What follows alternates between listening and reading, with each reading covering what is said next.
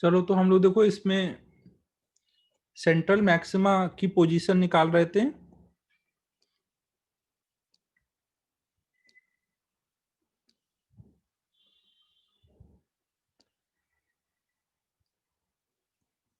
यार ये light fluctuate हो रहा है, अब क्या इसमें बताया जा सकता है। ऐसे लाइट आ रही है। यार मेरे यहाँ पे एक्चुअल में मोबाइल पे सिग्नल नहीं आता ना, मोबाइल डेटा यूज ही नहीं कर सकता।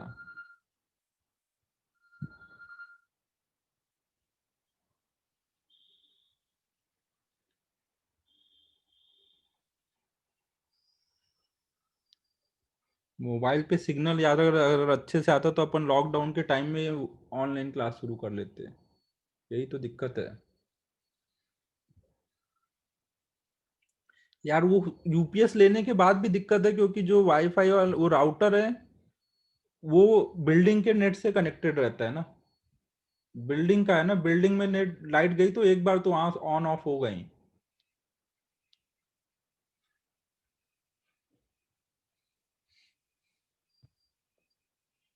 मेरा तो यार सबसे बेस्ट था, सुबह क्लास ले लेता तो कोई टेंशन ही नहीं थी। ये सब एम के सर ना ये सब गड़बड़ कर दिए। श्लोक तू तो हाँ ना मत ही बोल, सुबह वाली क्लास तो आता ही नहीं था तू। तेरे लिए तो अच्छा ही हो गया।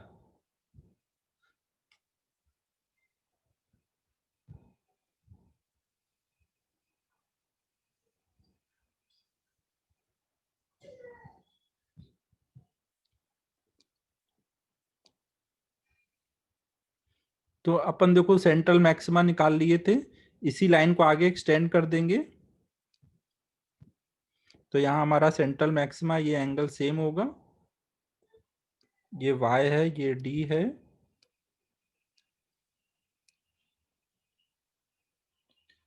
तो थीटा बहुत छोटा है तो tan theta equal to y by D ले लेंगे, y इक्वल टू d tan थीटा।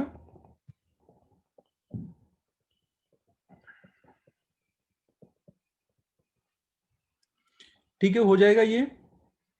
फिर उसके बाद आगे पूछा गया है कि अगर सेंट्रल मैक्सिमा पे इंटेंसिटी, सेंट्रल मैक्सिमा की इंटेंसिटी आई नॉट है ना, मतलब मैक्सिमा की वैल्यू दी है। तो यहाँ पे एक पॉइंट ओ लिया गया है। पॉइंट ओ पर क्या इंटेंसिटी आ रही होगी, तो हम पहले चेक करेंगे कि पॉइंट ओ पर कितने का पार्ट डिफरेंस है। अब पॉइंट ओ पे अगर हम पार्ट डिफरेंस देखें तो पार्ट डिफरेंस क्यों आएगा, S1 S2 से क्रॉस करने के बाद कोई पार्ट डिफरेंस आएगा S1 S2 से आने के बाद? नहीं, जो भी आना होगा पहले से आ चुका है ना। जो भी पार्ट डिफरेंस आना था, जो यहाँ पे लाइट आई तो पहले से आ चुका है। ये वाली वैल्यू डी साइन थीटा, ये डी साइन थीटा आएगी ना। अगर ये थीटा है तो ये भी थीटा आएगा, ये डी है तो ये डी साइन थीटा आएगा। तो पॉइंट ओ पे अगर हम देखें तो पार्ट डिफरेंस कितना है, डी साइन थीटा। और जिसमें थीटा बहुत छोटा है तो उसको हम डी थीटा लिख देंगे। डी की वैल्यू हमें दी हुई है 1 mm, मतलब 0.10⁻³ थीटा की वैल्यू दी है 0.57 डिग्री है, तो रेडियन में कन्वर्ट कर देंगे, ये आ जाएगा ना। अब हम ये देखेंगे कि ये लैम्डा का इंटीग्रल मल्टीपल है या नहीं, पहले ये चेक कर लेंगे ना। अगर हुआ तो अपना काम आसान हो जाएगा। तो अब हम इसको लैम्डा से डिवाइड कर देते हैं ना, delta X by lambda check करते हैं है या नहीं।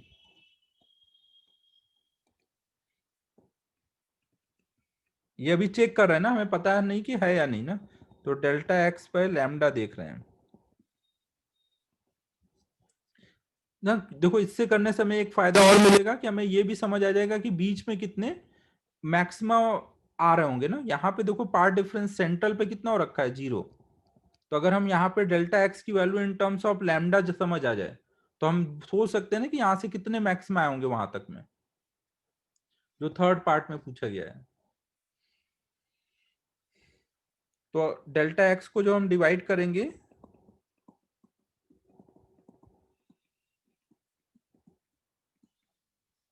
लैम्डा हमें दिया हुआ है 500 नैनोमीटर ना, 10⁻⁹ ये डिवाइड करो, देखो कितना आ रहा है।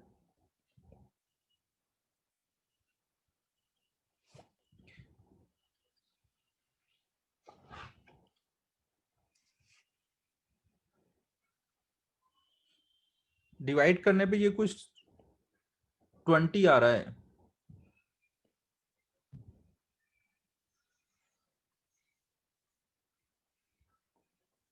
ना। तो इसका मतलब क्या हुआ, डेल्टा एक्स बराबर एन लैम्डा फॉलो हो रहा है और ये 20th नंबर का मैक्सिमा है 0.2।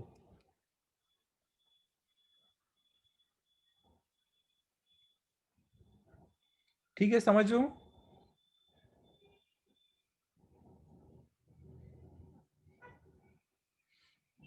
तो ये मैक्सिमा है, तो इसका मतलब पॉइंट ओ पे भी इंटेंसिटी कितनी होगी, जो मैक्सिमा पे होगी।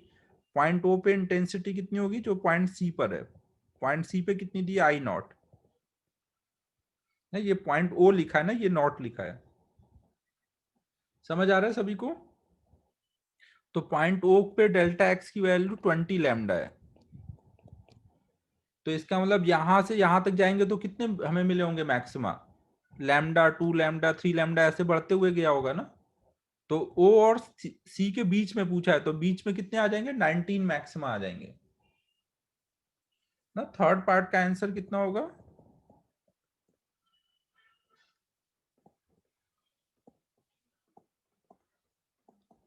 बिटवीन ओ एंड सी पूछा है ना, ओ और सी को छोड़ के ओ और सी के बीच में कितने हैं, तो 19 है।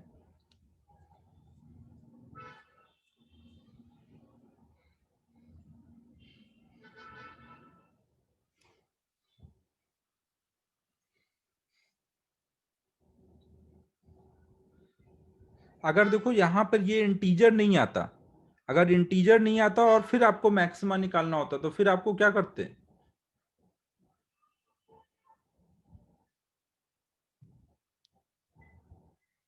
अगर मैक्सिमा फिर निकालना होता तो आपको फिर डेल्टा एक्स पता है, आपको फाई निकालना पड़ता ना, फिर आई वन आई टू वाले फॉर्मूले में डाल के आई निकालते।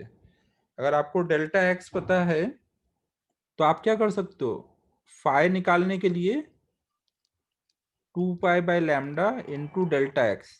तो आपने डेल्टा एक्स बाई लैम्डा की वैल्यू निकाली होगी पिछले वाले में, वही यहाँ डाल देते तो फाई आ जाता। और अगर आपका मैक्सिमा कहीं पर आई नॉट आया है तो मतलब वहां आई वन आई टू कितने कितने रहे होंगे ना। यहाँ पर हम ये मान के चल रहे हैं कि दोनों से सब कुछ सेम आ रहा है आए, तो आई वन आई टू अगर सेम होगा तो root I one plus root I two की वैल्यू आपको आई नॉट दी है, और I one I two same है, कुछ नहीं बोला है तो लगभग हम सेम ही लेके चलेंगे। तो यहाँ पे मान लो एक की वैल्यू आई है तो root I plus root I equal to I not. तो इससे आई की वैल्यू आ जाएगी आई नॉट बाई 4।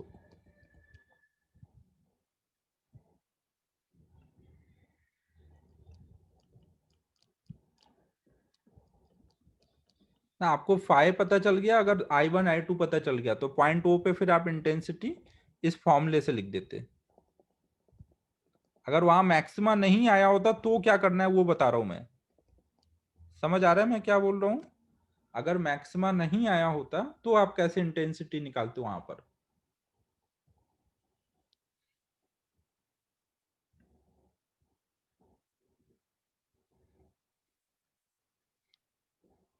18 कैसे आएगा राज, अनम्यूट करके बताओ।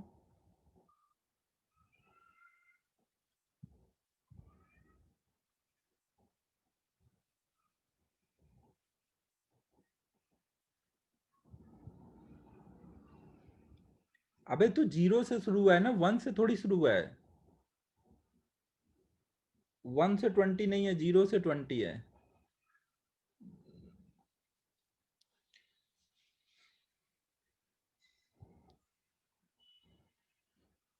ठीक है, ऑब्लिक इंसिडेंस सबको समझ आ गया है ना। ऑब्लिक इंसिडेंस में बस हो क्या रहा है, ये थीटा एंगल से जिधर से आ रहा होगा, अगर ऊपर से आ रहा है तो नीचे को सेंट्रल मैक्सिमा शिफ्ट हो जाएगा। बाकी सब कुछ वही सेम ही होगा जैसे पहले होता था ना। यहाँ सेंट्रल, अब इसके ऊपर ऊपर वाले सारे मैक्सिमा फर्स्ट सेकेंड थर्ड, और नीचे वाले जो होते थे वैसे ही सब कर देंगे। मतलब एक तरह से ये शिफ्ट वाला आपने निकाल लिया है।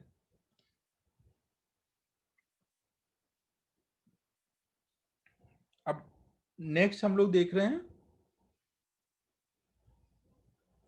Y D S C by white light. White light मतलब कई सारे वेवलेंथ की लाइट, कलर की लाइट आ रही है।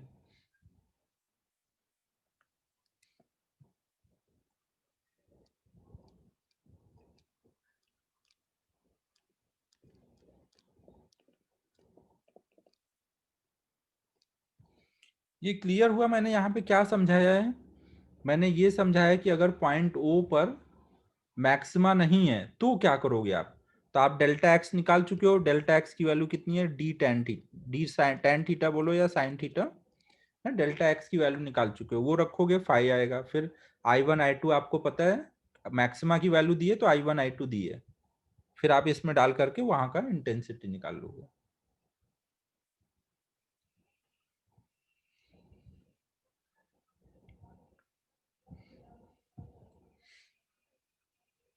ठीक है, अब हम लोग नेक्स्ट देख रहे हैं वाईडीएससी बाय व्हाइट लाइट। तो देखो इसमें क्या है,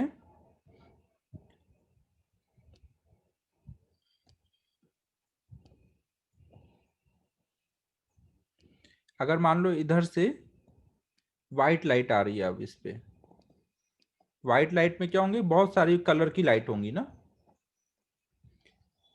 तो जब यहाँ पे आप इसके सामने देखोगे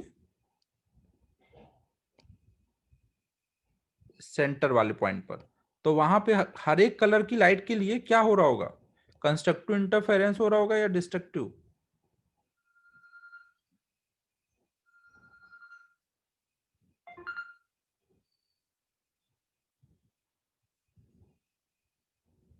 कंस्ट्रक्टिव हो रहा होगा ना, हर एक कलर की लाइट का अगर यहाँ कंस्ट्रक्टिव होगा तो सारे कलर मिलके पॉइंट सी पे कैसे दिखेगा, कौन सा कलर दिखेगा ना, व्हाइट दिख रहा होगा ना। तो पॉइंट सी पर व्हाइट लाइट दिख रही होगी, क्योंकि हर एक कलर का वहां पे कंस्ट्रक्टिव इंटरफेरेंस हो रहा है। अब देखो जैसे ही मैं पॉइंट सी से थोड़ा सा ऊपर उठना चलना शुरू करूंगा तो डेल्टा एक्स की वैल्यू पॉइंट सी पे तो क्या है, जीरो है, लेकिन जैसे मैं सी से ऊपर को जाऊंगा डेल्टा एक्स की वैल्यू इंक्रीज होना शुरू होगी। तो सबसे पहले किसका डिस्ट्रक्टिव इंटरफेरेंस मिलेगा, सबसे पहले जिसके लिए डेल्टा एक्स की वैल्यू लैम्डा बाई टू आएगी, सबसे पहले उसका ही डिस्ट्रक्टिव इंटरफेरेंस मिलेगा ना। तो सबसे पहले किसका डिस्ट्रक्टिव इंटरफेरेंस मिल सकता है, जिसका लैम्डा सबसे कम होगा उसी का डेल्टा एक्स पहले आएगा ना। हाँ ना, सबसे छोटा लैम्डा किसका होता है, विब जोर, अगर हम ऐसे लिखें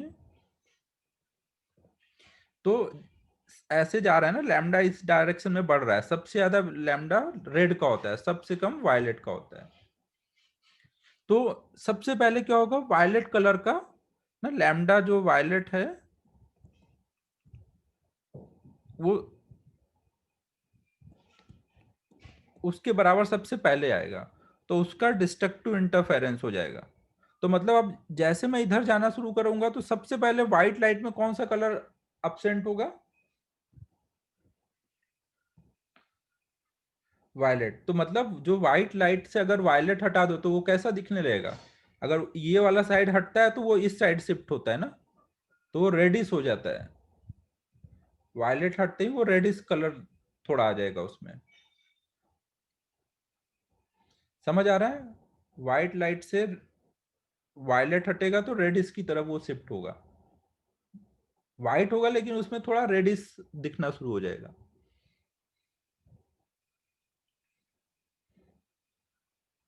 ठीक है, समझ आ रहा है।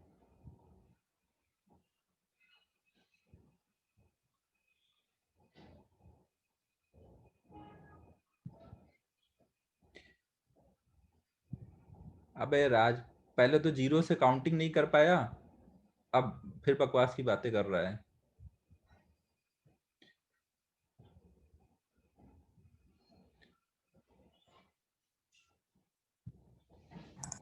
Hello sir. हाँ, और वो ऐसे व्हील बनाते थे ना, VIB GY OR, और जो ऑपोजिट वाला है वो जाता था ना, वो दिखता था ना मतलब। पता नहीं भाई, मुझे तो यही पता है कि अगर व्हाइट लाइट से वायलेट हटा दो तो रेडिश दिखता है। क्वेश्चन भी सर आएगा तो आपको ये क्वेश्चन भी आएगा तो केमिस्ट्री आपको में यही बताना है। बाकी तुम देख लो, कलर कॉम्बिनेशन अच्छे से समझ लो। केमिस्ट्री में से ही पढ़ा था सर। यार ये मुझे नहीं पता, पूरी व्हाइट लाइट से मैं बात कर रहा हूँ। पूरी व्हाइट लाइट में अगर ये वाला पार्ट हटता है तो इधर को शिफ्ट होता है कलर, अगर रेड हटता है तो वायलेट की तरफ शिफ्ट होता है, वायलेट हटता है तो रेड की तरफ। मतलब वो व्हाइट ही रहेगा लेकिन व्हाइट में एक रेडनेस आ जाएगी। तुम लोग मतलब बात करोगे अगर ग्रीन और रेड है कॉम्बिनेशन कुछ, उसमें से एक हट जाए तो दूसरा क्या होगा, इस टाइप का कुछ। नहीं नहीं नहीं, अगर वॉयलेट गए ना तो ग्रीन और येलो, ग्रीनिश येलो टाइप आएगा। ये तो यार कलर कॉम्बिनेशन है, अब तुम लोग समझ लो, मैं जो बोल रहा हूँ जो अपने यहाँ पे YDSC में जो पूछा जाएगा वो ऐसे यही आंसर रहता है। अब तुम लोग देख लो आगे।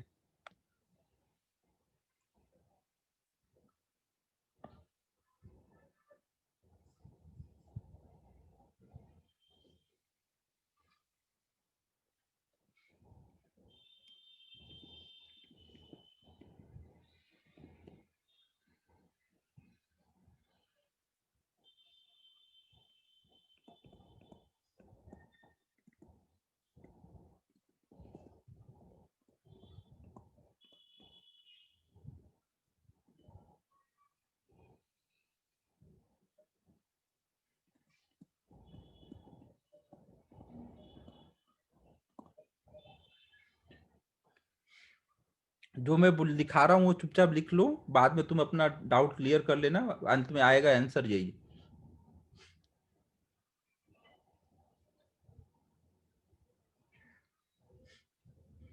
ठीक है, तो फिर ऐसे ही हम अब थोड़ा और आगे बढ़ेंगे तो अगली वाले कलर absent होगा, तो उसके अकॉर्डिंग फिर उसका बॉर्डर चेंज होगा ना। तो जो ये सेंट्रल जो मैक्सिमा होगा ना, उसका बॉर्डर धीमे धीमे कलरफुल होता जाता है ना। सेंटर पे व्हाइट होगा, फिर आगे कलर्स दिखेंगे, और फिर जब हम ज्यादा आगे निकल जाएंगे तो फिर से जो यहाँ पर होगा, फिर से लाइट व्हाइट दिखने लग जाएगी ज्यादा ज्यादा आगे जाने के बाद। हेलो। हेलो। हाँ सर, वो अगर मतलब थोड़ा आगे गए तो किसी दूसरे वेव्स का इंटेंसिटी कम होगी ना, दूसरे हाँ, कलर्स के भी। देखो तो यहाँ पर जैसे जब हम आगे जाना शुरू करेंगे तो जब तक y की वैल्यू स्मॉल है हाँ तब तक हमें कलर्स दिखते हैं, लेकिन हम ज्यादा आगे निकल जाएंगे जब y की वैल्यू लार्ज हो जाएगी, तो वहां हर एक कलर का कंस्ट्रक्टिव इंटरफेरेंस दिखेगा। तो फिर वो अभी मैं समझाता हूँ कैसे दिखेगा, तो फिर वहां पे फिर से वो व्हाइट लाइट लगभग शुरू हो जाएगी। तो यहाँ पे स्क्रीन कैसा दिखता है, यहाँ पे जो स्क्रीन होता है सेंटर पे ब्राइट होगा ना, और इसके बाद कलर्स आने शुरू हो जाएंगे ना, डिफरेंट डिफरेंट कलर्स आने शुरू हो जाएंगे ना, ये कुछ देर तक कलरफुल रहेगा, और फिर लगभग फिर व्हाइट होना शुरू हो जाएगा ये पूरा ना, फिर पूरा आगे का स्क्रीन व्हाइट हो जाएगा ना, इधर भी कुछ देर तक कलर्स आएंगे और आगे का सब व्हाइट हो जाएगा।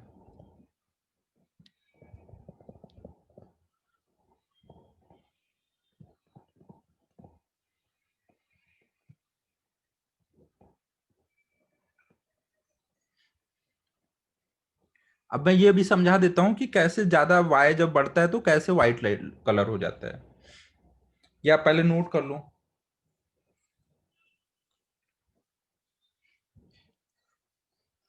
मैं एक बार फिर से समझा रहा हूँ ना, सब लोग फिर से ध्यान से सुनो ना।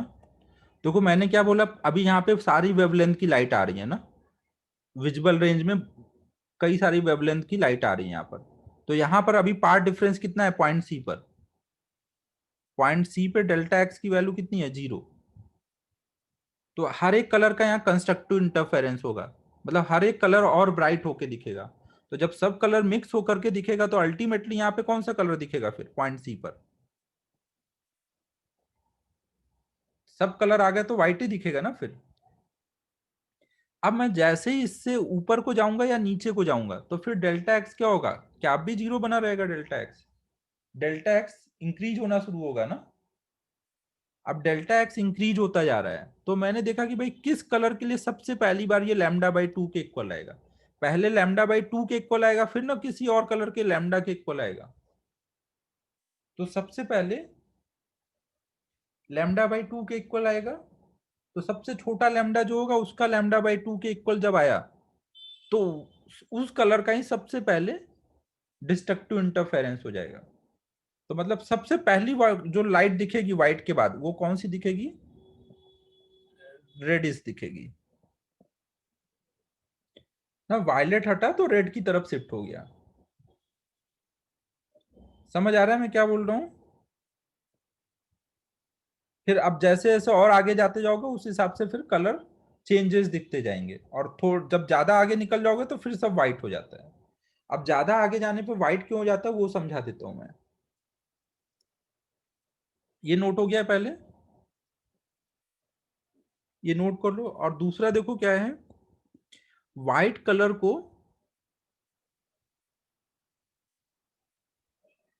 देखो सबसे पहला कंस्ट्रक्टिव किसका आएगा, लैम्डा का आएगा ना।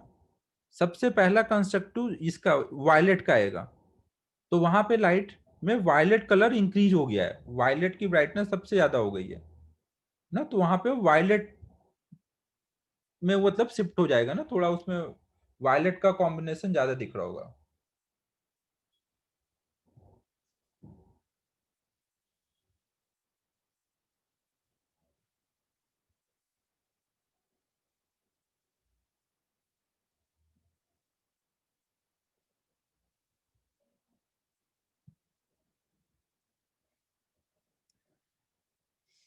अभी राज नोट कर ले फिर चेक कर लेना।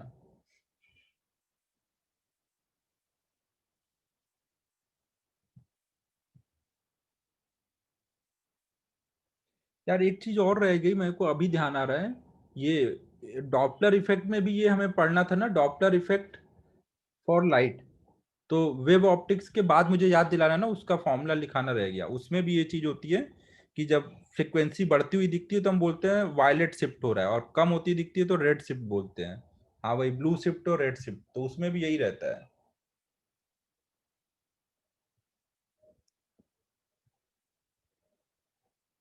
यहाँ पे सबको समझ आया? तो देखो ये जो व्हाइट लाइट को हम यूज क्यों करते हैं वाईडीएससी में, तो देखो यूज करने का पर्पज क्या है। जैसे जब आपने सिंगल कलर की लाइट अगर मान लो यूज की, तो एक साथ स्क्रीन पे बहुत सारे ब्राइट और डार्क फ्रिंजेस बन जाते हैं।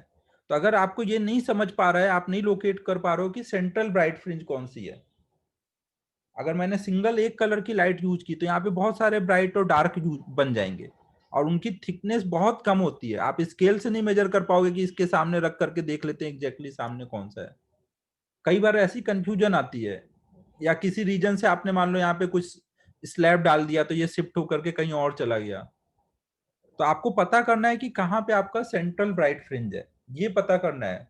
तो उसके लिए आप व्हाइट लाइट यूज कर लो, जहां पर भी व्हाइट कलर दिखे और साइड में कलर्स दिखे, और फिर आगे सब व्हाइट, तो ये समझ जाओगे यहाँ पे सेंट्रल ब्राइट फ्रिंज है, पोजीशन मिल जाएगी।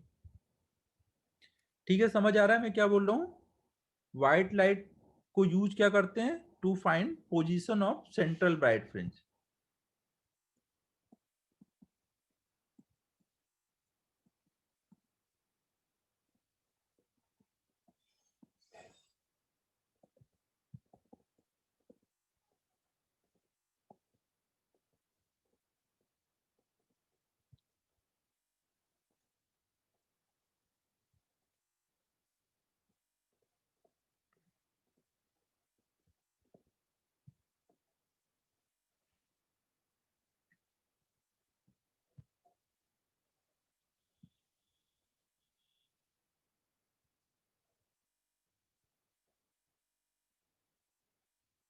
व्हाइट लाइट में बस इतना ही समझना है कि सेंटर पे व्हाइट होता है, फिर कलर्स आते हैं, फिर व्हाइट हो जाता है, और इसको क्यों यूज करते हैं, और इसका बॉर्डर कौन सा होता है ना, कई बार ये पूछा गया है ना, व्हाइट लाइट के बॉर्डर में सबसे पहला कलर कौन सा आना शुरू होता है, तो रेडिश बोलते हैं।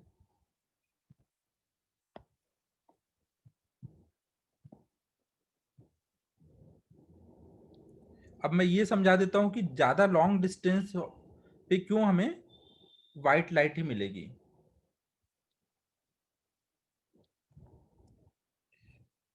देखो अगर आप y की वैल्यू लार्ज लेते हो, तो हमें पता है डेल्टा एक्स कितना बोलोगे, D Y by D. y की वैल्यू अगर लार्ज है, सपोज हमने मान लिया y की वैल्यू आप थोड़ा 10 सेंटीमीटर पे चले गए ना, शुरू में तो यहाँ पर हम लोग में चल रहे थे, 1 mm 2 mm, तो वहां तक तो ठीक है, ऐसे कलर्स मिलेंगे। आप 10 सेंटीमीटर ऊपर तक चले गए, अब 10 सेंटीमीटर ऊपर जाते ही क्या होगा, पार्ट डिफरेंस कितना आ जाएगा, डी की वैल्यू 1 mm लिया है ना, डी की वैल्यू नॉर्मली हम कितनी रखते हैं, mm में रखते हैं, कैपिटल डी को मीटर में रखते हैं।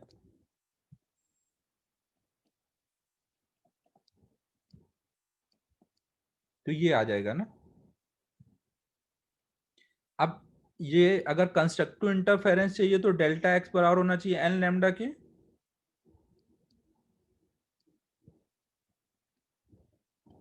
तो इससे हमारा एन की वैल्यू क्या आ जाएगा, सॉरी लैम्डा की वैल्यू क्या आ जाएगी, 10⁻⁻⁴ अपॉन में एन। ये अभी मीटर में है ना, इसको ऐसा करता हूं मैं नैनोमीटर में चेंज कर देता हूं। मैंने 10⁻+9 और -9 से मल्टीप्लाई किया, तो अब मैं इसको लिख सकता हूँ 10⁵ नैनोमीटर बाई एन। 10⁵ मतलब 1 2 3 4 5 अपॉन में एन। अब एन की जब बहुत बड़ी वैल्यू डालोगे तब आपको लैम्डा मिलना पड़ शुरू होगा, जो विजिबल रीजन में आएगा। विजिबल रीजन कितना होता है ना, जो विजिबल रीजन का लैम्डा होता है वो 428 नैनोमीटर से शुरू होकर के कुछ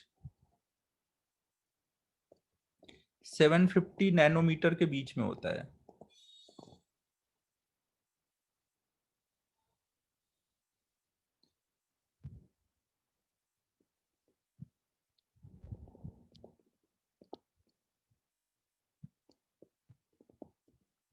ये आपको रेंज याद रखना है ना, अक्सर हमसे पूछा जाता है कि कहीं पे कंस्ट्रक्टिव इंटरफेरेंस हो रहा है तो कौन कौन से लैम्डा विजिबल रेंज में आ रहे हैं। तो रेंज याद रहेगा तभी आप आंसर कर पाओगे। ये नैनोमीटर में लिखा है ना, तो अगर मान लो मुझे नैनोमीटर के रेंज में चाहिए तो यहाँ पे ऊपर के 3 जीरो कट होने चाहिए, मतलब एन की वैल्यू 1000 से शुरू करूंगा तब ये ऊपर 1000 आएगा, तो 1000 से भी थोड़ा ज्यादा रखता हूँ। मान लो मैंने एन की वैल्यू ली 1200, 12000, तो लैम्डा कितना मिलेगा। एन तो कुछ भी ले सकता हूँ ना, कितने भी नंबर का मैक्सिमा चेक कर सकता हूँ ना, उससे एन की वैल्यू से फर्क नहीं पड़ता ना।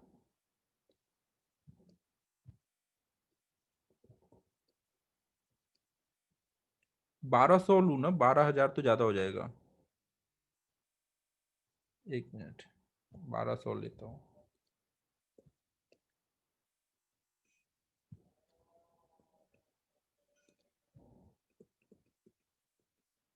अब ये कट करूंगा तो कितना आएगा, 1000/12। इसको डिवाइड करोगे तो कितना आएगा करीब,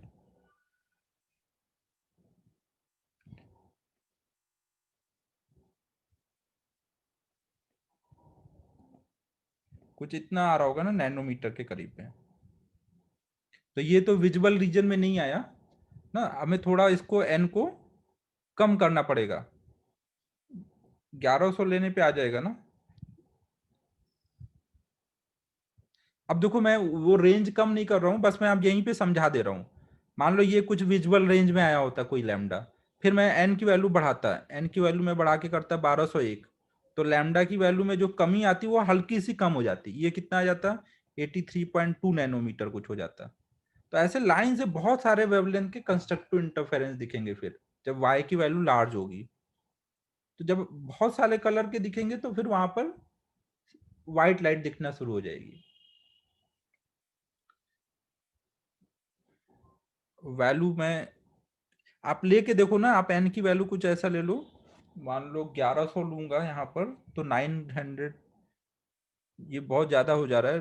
अगर मेरे को यहाँ पे लेना है 1200 की जगह 120 लेता ना तो सही रहता ना, यहाँ पे 120 ले लेता।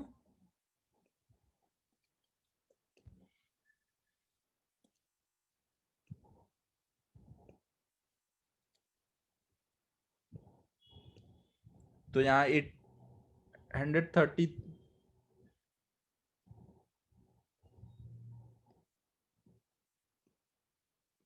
ये लगभग इस रेंज में आ जाता ना फिर 120 के बाद आप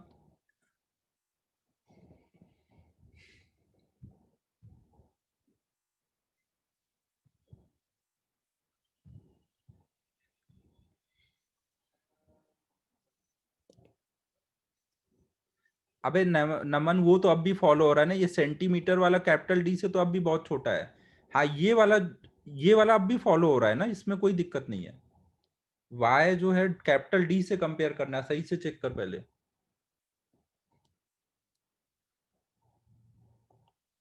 हेलो।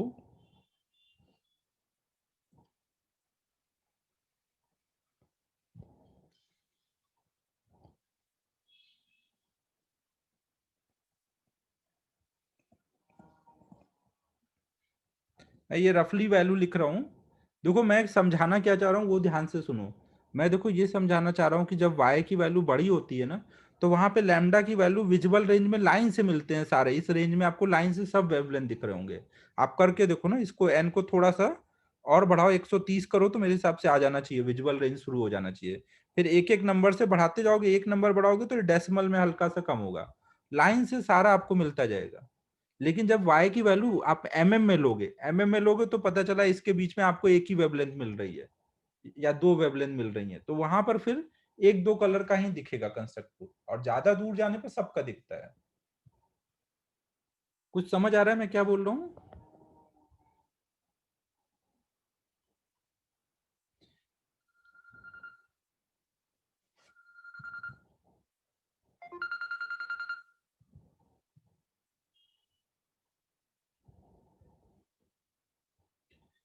ना तो इसलिए आपको ये याद रखना है कि पास में ही कलर्स दिखेंगे ना। हाँ, दूर जाकर के सब कलर का कंस्ट्रक्टिव दिखने लगता है तो वो मर्ज हो जाता है। अगर आप यहाँ पर इसको y की वैल्यू mm में ले लो, y की वैल्यू mm में लेकर के सॉल्व करोगे तो इस रेंज में एक ही मिल रहा होगा जिसका कंस्ट्रक्टिव हो पाएगा।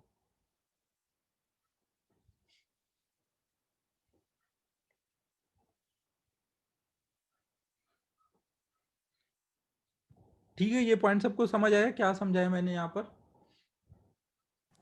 सर वो अप्रोक्सीमेशन वाला बोलो ना एक बार, वो कथन जो किसका? पूछा था। क्या? वो वो कथन का क्वेश्चन का आंसर बोलो ना एक बार। अबे यार, आज तो तुम भी बहुत मेरे को इरिटेट कर दे रहे हो। देखो मैंने क्या सॉरी। बोला था, स्मॉल डी जब बहुत होगा, छोटा होगा कैपिटल डी से, तो डेल्टा एक्स की वैल्यू कितनी बोलोगे? डी साइन थीटा बोलोगे। हाँ सर। तो यहाँ पे ये चीज फॉलो हो रही है कि नहीं? स्मॉल डी अभी कितना है? हाँ सर, ये हो रहा है। फिर अगली बार इसको अगर मुझे tan थीटा लिखना है, तो tan थीटा कब लिख पाऊंगा? जब y is very very less than d। हाँ। y कितना लिया अभी तुमने? अच्छा, हाँ हाँ, समझा समझा समझा समझा। कैपिटल D कितना है अभी? 1 मीटर, हाँ समझ गया सर। और दूसरा, मैं केवल आपको एक रफली आइडिया दे रहा हूँ कि हो क्या रहा है।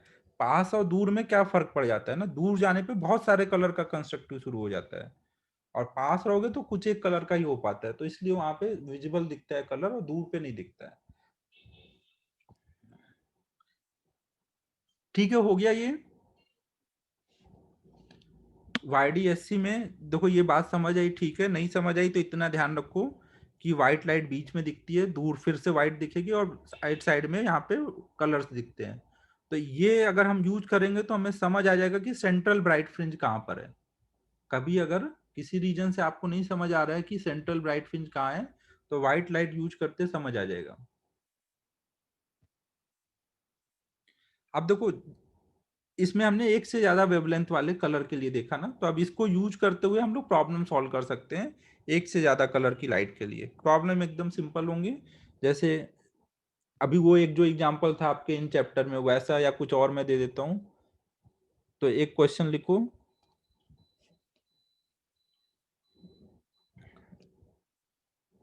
ये नोट हो गया ना पीछे जो था। सपोज कहीं YDSC अरेंजमेंट में दो वेवलेंथ की लाइट आ रही है, λ1 प्लस λ2 ना। हमने पूरी व्हाइट लाइट नहीं भेजी है, दो कलर्स की लाइट भेजी हुई है। λ1 की वैल्यू है 6000 एंगस्ट्रॉन, और λ2 की वैल्यू है 4500 एंगस्ट्रॉन। कैपिटल डी वही है 1 मीटर, स्मॉल डी वही है 1 mm। तो हमें बताना है least distance from central maxima where bright fringe due to two wavelength coincide ना। हमें यहाँ पे बताना है सेंट्रल ब्राइट फ्रिंज से सबसे लीस्ट डिस्टेंस जहाँ पे दोनों के मैक्सिमा कॉन्साइड करेंगे।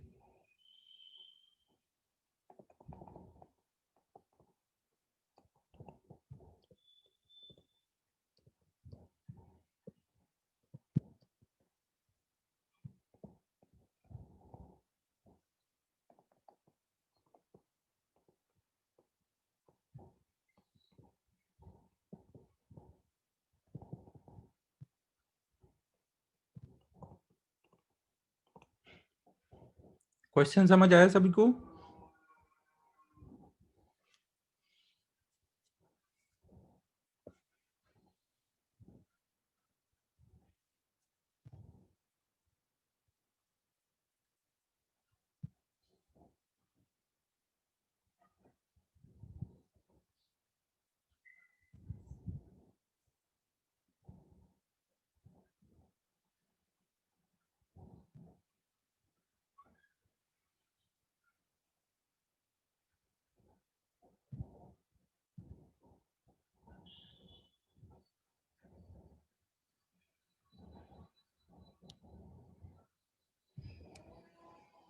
हाँ 1.8 mm। इसमें हम लोग क्या क्या कर लेंगे, हम लोग मान लेंगे कि इसका कोई nth मैक्सिमा और इसका कोई mth मैक्सिमा मान लो कॉन्साइड कर रहा है। तो n यहाँ से कॉन्साइड कर रहा होगा तो यहाँ से y की वैल्यू दोनों के लिए सेम होगी। तो n lambda 1 d by D और होगा m lambda 2 d by D. अगर nth मैक्सिमा है तो डिस्टेंस कितनी हो जाएगी यहाँ तक की, लैम्डा डी बाई डी एक मैक्सिमा का होता है ना, दूसरे के लिए 2 हो जाता है, nth के लिए n हो जाएगा। तो ये y इस कलर के लिए निकाला और फिर दूसरे कलर के लिए निकाला। तो यहाँ से n बाई एम का रेशियो आ जाएगा लैम्डा 2 बाई लैम्डा 1। लैम्डा 2 कितना है,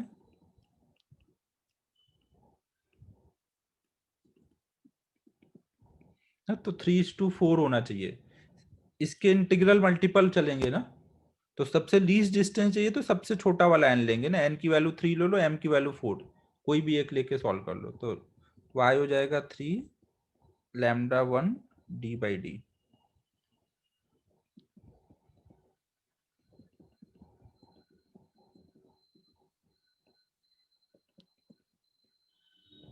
ना तो ये सॉल्व हो करके 1.8 mm आ जा रहा है ना, या फिर इसको यूज करोगे तो m की वैल्यू 4 डाल दो।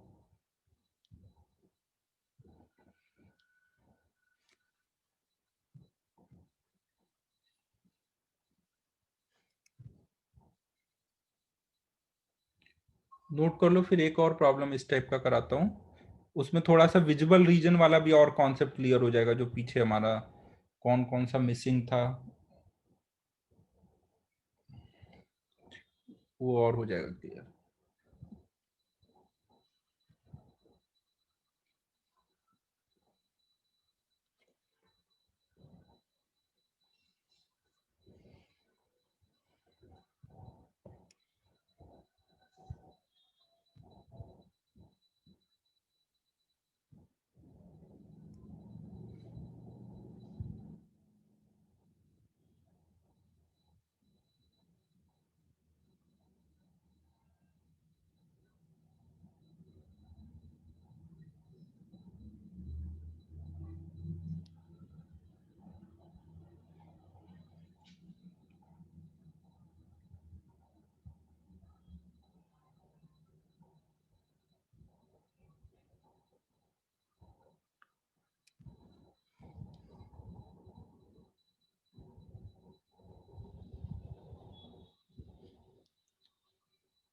एक और प्रॉब्लम करते हैं ऐसे ही। मान लो हमने यहाँ पर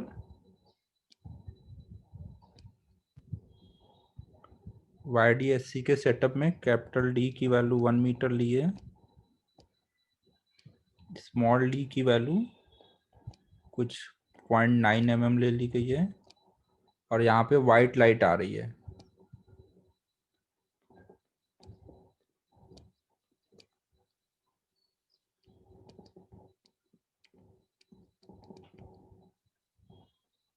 और हम लोग यहाँ पर y इक्वल टू 1 mm पर जो भी लाइट पहुंच रही है, वहां पे वो जो भी लाइट पहुंचेगी उसको हम एक प्रिज्म से क्रॉस कराएंगे और उसका देखेंगे स्पेक्ट्रम में, स्पेक्ट्रम चेक कर रहे हैं तो कौन कौन से कलर्स स्पेक्ट्रम में मिसिंग हो गए विजिबल रीजन में, वो निकालना है। क्वेश्चन समझ लो, यहाँ पे जो भी लाइट पहुंच रही है उसको मान लो हमने यहाँ पे कुछ होल बना दिया, लाइट क्रॉस कर रही है, प्रिज्म से क्रॉस कर रही है और एक स्क्रीन पे ले रहे हैं। तो हमें स्पेक्ट्रम जो बनेगा ना, स्पेक्ट्रम क्या होता है, अगर कोई भी हम ऐसे व्हाइट लाइट या कोई भी लाइट को जब हम प्रिज्म से क्रॉस करते हैं तो वो सब अलग अलग हो जाते हैं ना, और एक स्क्रीन पे सारे कलर का कॉम्बिनेशन दिखता है जिसको स्पेक्ट्रम बोलते हैं। तो हमें यहाँ पे बताना है कि y=1 mm पे जो लाइट आ रही है उसको जब हम एक प्रिज्म से क्रॉस कराएंगे तो विजुअल रीजन में स्पेक्ट्रम में कौन कौन से कलर्स मिसिंग होंगे।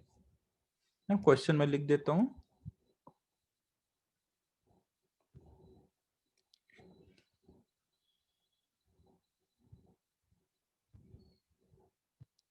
लाइट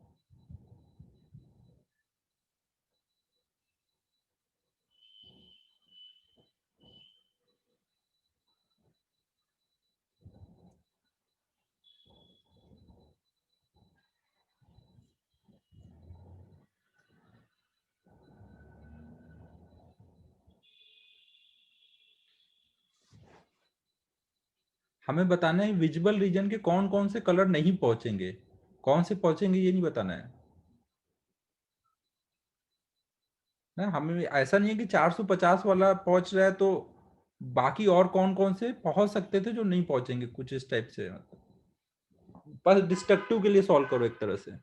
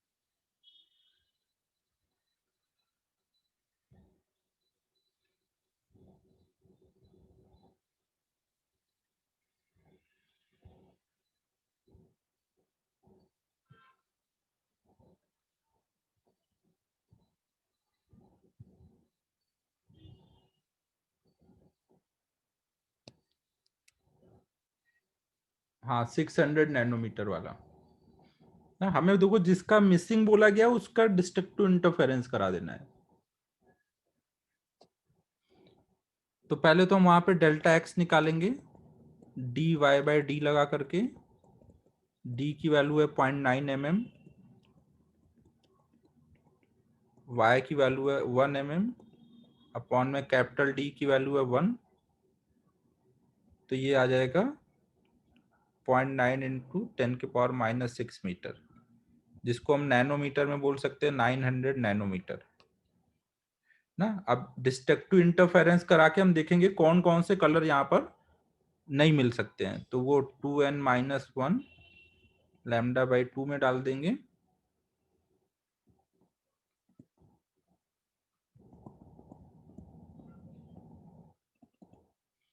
तो अब n की वैल्यू 1 2 3 ऐसे डालना शुरू करोगे तो लैम्डा की वैल्यू मिलेगी 1800, जब n की वैल्यू 1 डालोगे तो नीचे 1 आएगा ना, जब 2 डालोगे तो 3 आएगा ना, 3 डालोगे तो 5 आ रहा होगा ना, ऐसे चल रहा होगा।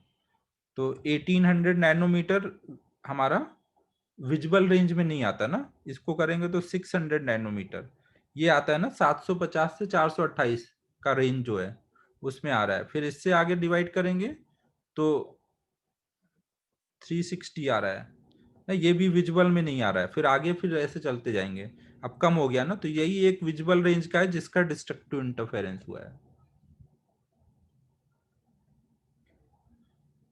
देखो इससे एक चीज ये भी पॉइंट क्लियर हुआ कि जब y की वैल्यू कम है रेंज में, तो आप देख रहे हो ऐसे दूर दूर वाले वेवलेंथ मिल रहे हैं, और विजुअल में एक ही मिला जिसका डिस्ट्रक्टिव हुआ। ऐसे कंस्ट्रक्टिव निकालोगे तो वो भी एक का ही आया ना, जैसे अभी निकाला था सौरभ ने, तो 450 एक कलर का केवल आया वहां पे कंस्ट्रक्टिव।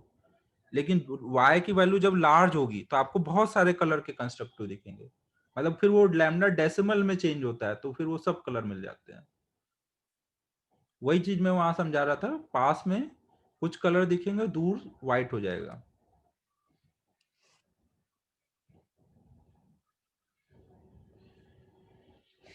ठीक है, तो व्हाइट कलर का YDSC समझ आ गया सभी को।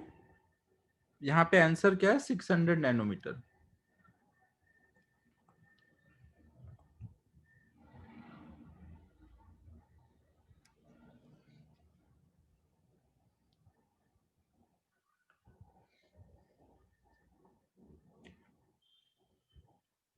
अब देखो नेक्स्ट हमें देखना है कुछ डिफरेंट डिफरेंट अरेंजमेंट जो YDSC में यूज होते हैं। तो वो अरेंजमेंट का मैं बस डायग्राम बता देता हूँ और कंडीशन लिख देता हूँ मैक्सिमा मिनिमा की, प्रॉब्लम में वो सब यूज होते हैं, वैसे ही नोट कर लो।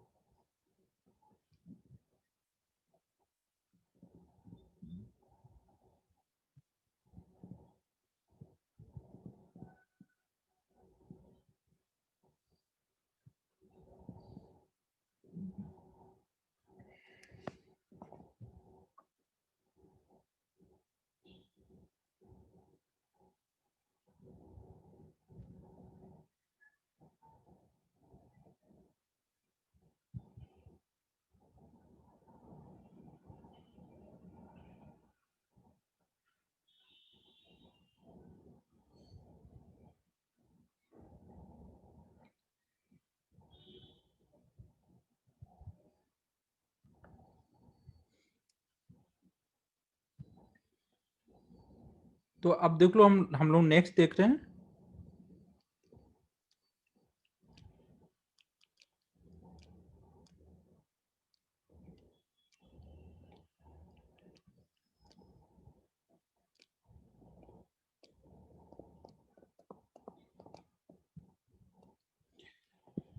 तो जो YDSC वाला अरेंजमेंट है उसी में हम कुछ कुछ अलग अरेंजमेंट बना देते हैं।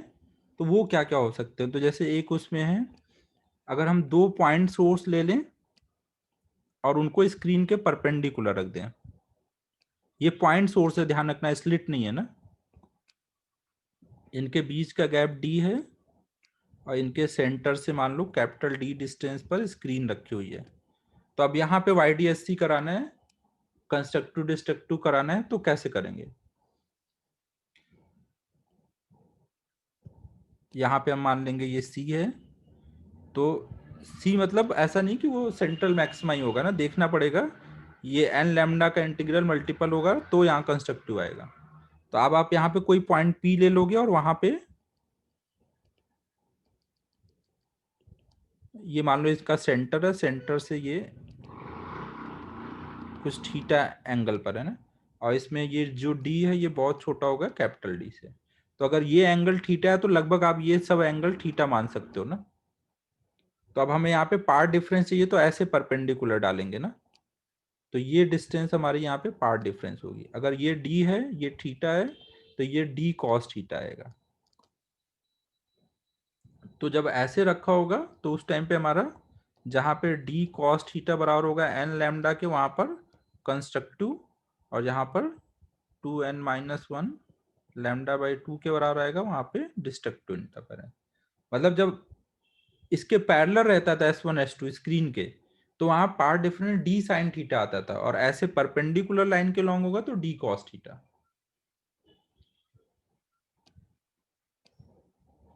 S1 S2 यहाँ पे पॉइंट सोर्स है ना।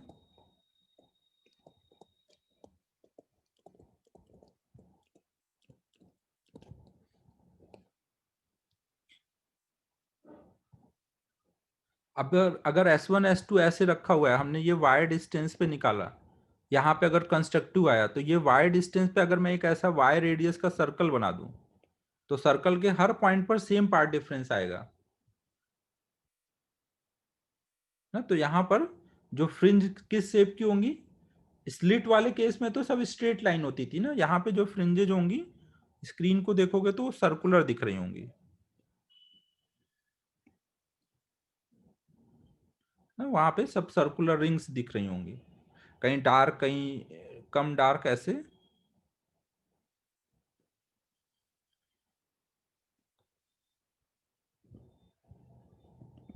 ये मान लो कहीं पे डार्क फ्रिंज है, फिर ब्राइट फ्रिंज, फिर डार्क फ्रिंज।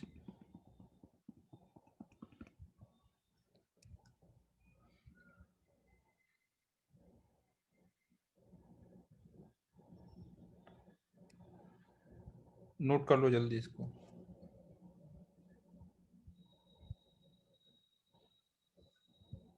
आर्यन यही वाला ना।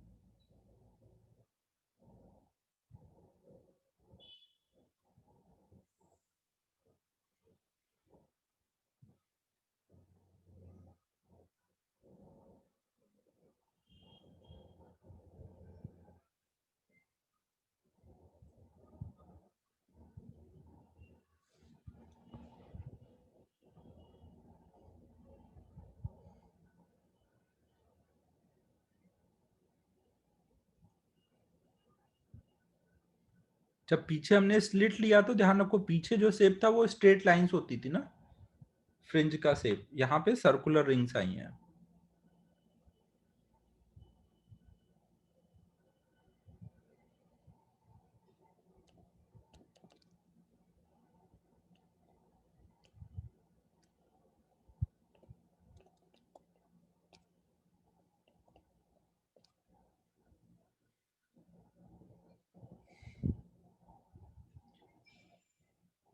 नोट होने पे बोल देना।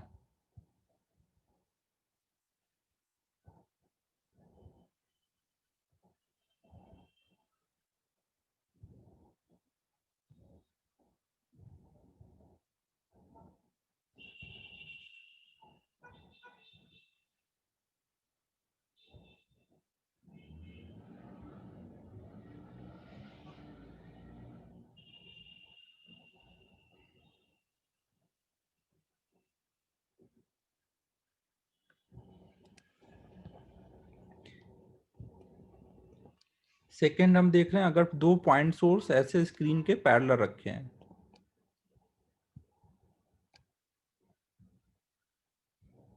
ना, ये S1 S2 पॉइंट सोर्स हैं,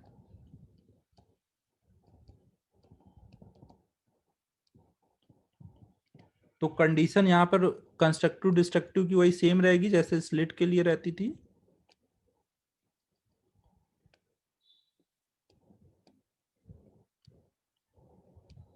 अगर ये एंगल थीटा है, तो हम जब ऐसे परपेंडिकुलर डालेंगे तो ये डिस्टेंस, ये एंगल थीटा आएगा, और ये डिस्टेंस डी साइन थीटा आएगा।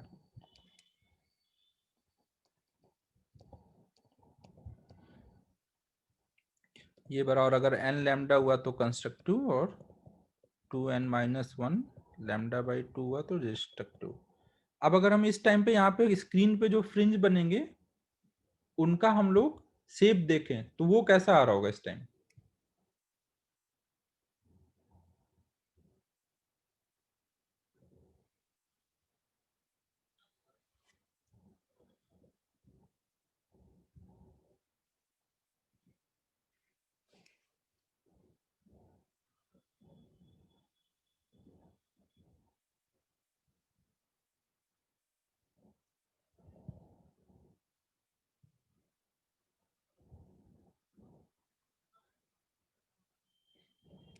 देखो जहां पर भी ये डी साइन थीटा क्या है, एक तरह से दोनों से जो पाथ आ रहा है x1 x2, उनका जो डिफरेंस है, पार्ट डिफरेंस, वो कुछ पार्ट डिफरेंस की वैल्यू को हम किसी कांस्टेंट के इक्वल कर रहे हैं। मान लो हमें फर्स्ट ब्राइट फ्रिंज चाहिए, तो हम x1 x2 की वैल्यू लैम्डा के इक्वल करेंगे, फर्स्ट ब्राइट फ्रिंज के इक्वल, और इसका लोकस निकालेंगे। इससे x1 चल के आ रहा है, इससे x2 चल के आ रहा है, और उसका डिफरेंस फर्स्ट ब्राइट फ्रिंज का अगर हम लोकस देख रहे हैं तो लैम्डा के इक्वल करेंगे, सेकेंड का देखेंगे तो 2 लैम्डा के इक्वल करेंगे। तो जहां पर भी ऐसा आता है जहां पे डिफरेंस कांस्टेंट होता है, वहां पे जो लोकस होगा वो हाइपरबोलिक हो जाएगा ना। यहाँ पे स्क्रीन को आप देखोगे सामने से तो हाइपरबोला दिख रहा होगा।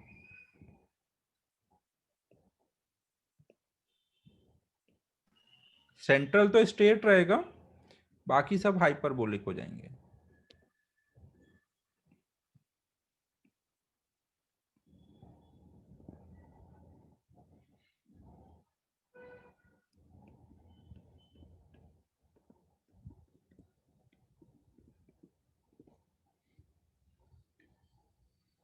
ये समझ आया सभी को?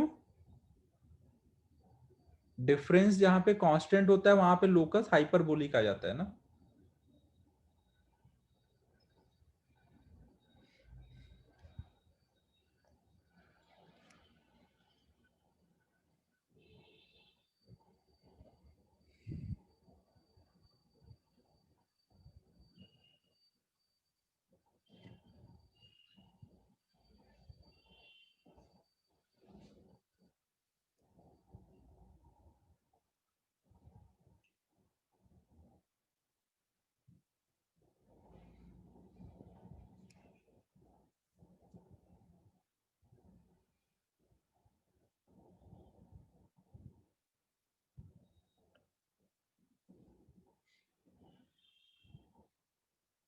नेक्स्ट अरेंजमेंट हम लोग देख रहे हैं जिसको हम लॉयड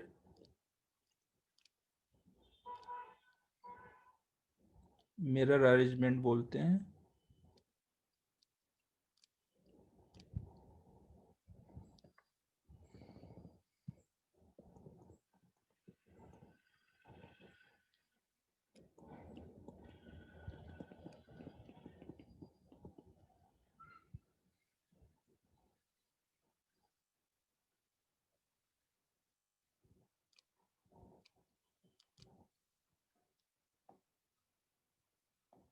x2 माइनस x1 लिख देते हैं ना, ऊपर का पॉइंट दिखाया है तो वहाँ x2 बड़ा होगा, x1 छोटा होगा।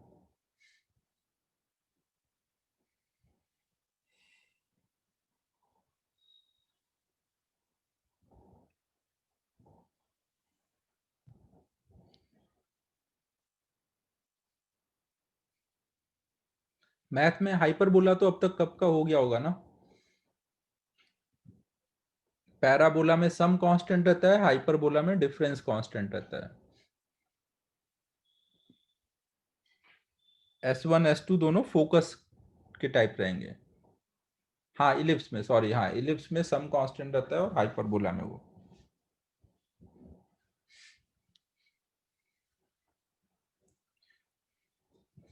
ठीक है, चलें अगले वाले पर।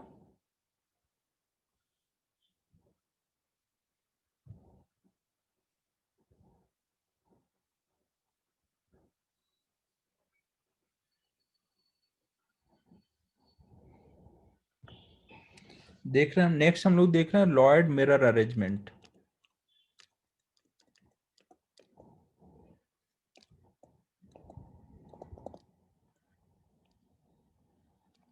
तो ये लॉयड मिरर अरेंजमेंट में क्या होता है, हम एक मिरर के ऊपर एक सोर्स रख देते हैं लाइट का, और इसके आगे स्क्रीन रखा हुआ है।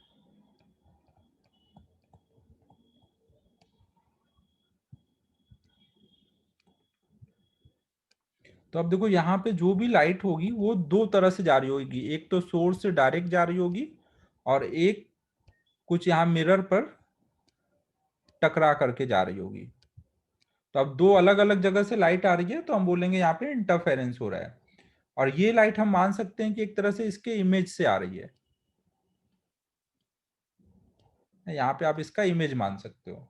अगर ये हाइट h पर है तो ये भी h होगा, और दोनों के बीच की डिस्टेंस को आप ले सकते हो 2h। तो अब आप सीधे ये स्मॉल d जैसे YDSC में करते थे वो यूज करके कहीं पे भी कंडीशन लिख सकते हो ना। अगर आप मान लो यहाँ से कुछ थीटा पोजीशन पे देख रहे हो तो आप डायरेक्ट लगा सकते हो d sin थीटा। अब देखो एक चीज और है, ये जो लाइट आ रही है वो यहाँ टकरा के आ रही है।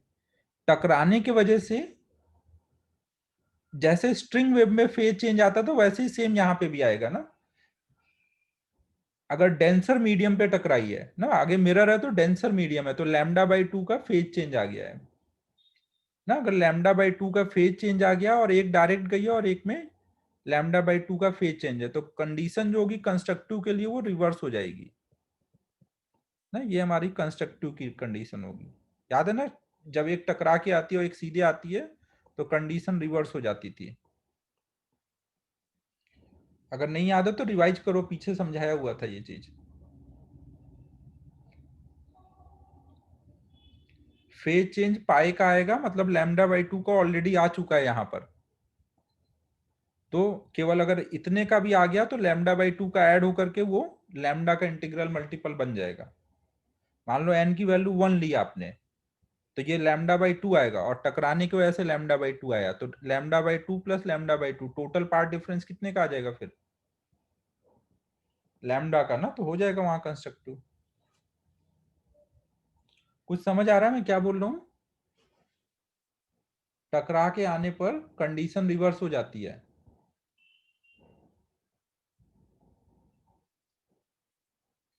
बाकी सब कुछ वैसे ही होगा, ये आपका कैपिटल डी होगा, बस रिवर्स कंडीशन करके। और यहाँ पे केवल ऊपर की साइड में फ्रिंजेज होंगे ना, नीचे तो जा ही नहीं सकती लाइट। और दोनों सोर्स में एक सोर्स इमेज हो जाएगी और इनके बीच की डिस्टेंस को स्मॉल डी ले लेंगे। कंडीशन रिवर्स करके वैसे ही सॉल्व कर लेंगे जैसे YDSC में करते थे।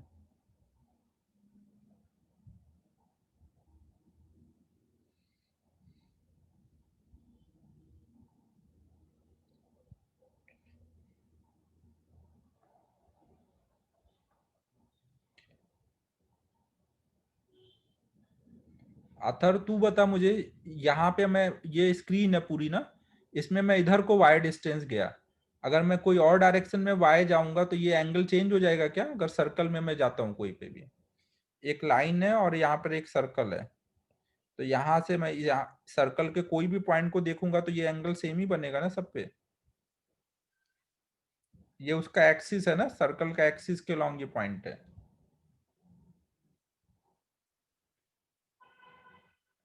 तो जो चीज यहाँ हो रही होगी वही यहाँ हर पॉइंट पर हो रही होगी ना, पार्ट डिफरेंस सब पे सेम आएगा।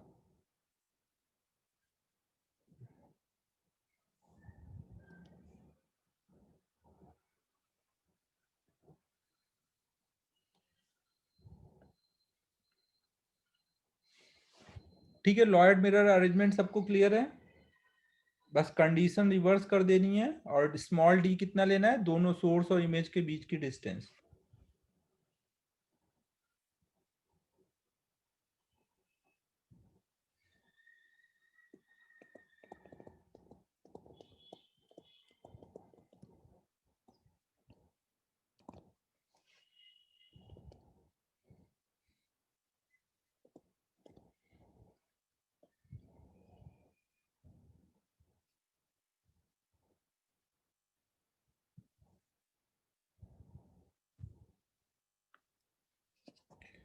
फिर देखो एक होता है हमारा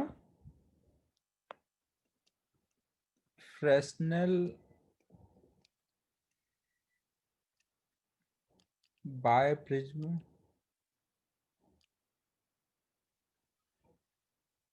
बाय प्रिज्म या प्रिज्म होता है शायद, को नाम नहीं याद रहा है। प्रिज्म अरेंजमेंट लिख देता हूँ, फ्रेस्नेल प्रिज्म अरेंजमेंट।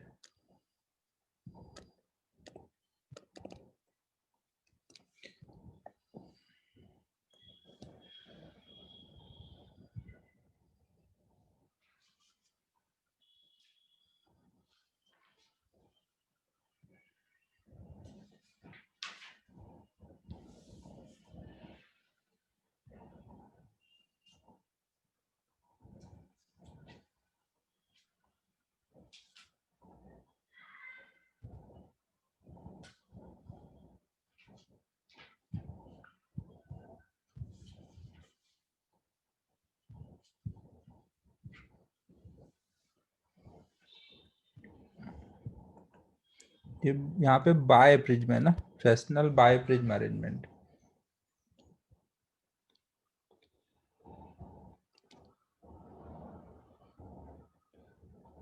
तो देखो इसमें क्या होता है, हम ऐसे एक प्रिज्म ले लेते हैं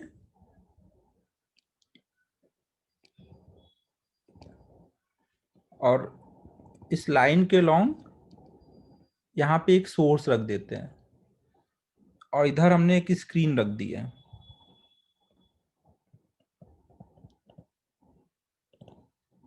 तो अब क्या होगा, जो भी लाइट यहाँ से जा रही होगी ना, वो डेविएट होकर के इधर आ रही होगी ना,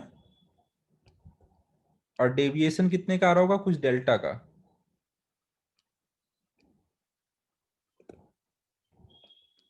डेल्टा यहाँ प्रिज्म एंगल पे डिपेंड करेगा। डेविएशन कितना होता था, म्यू -1 × a।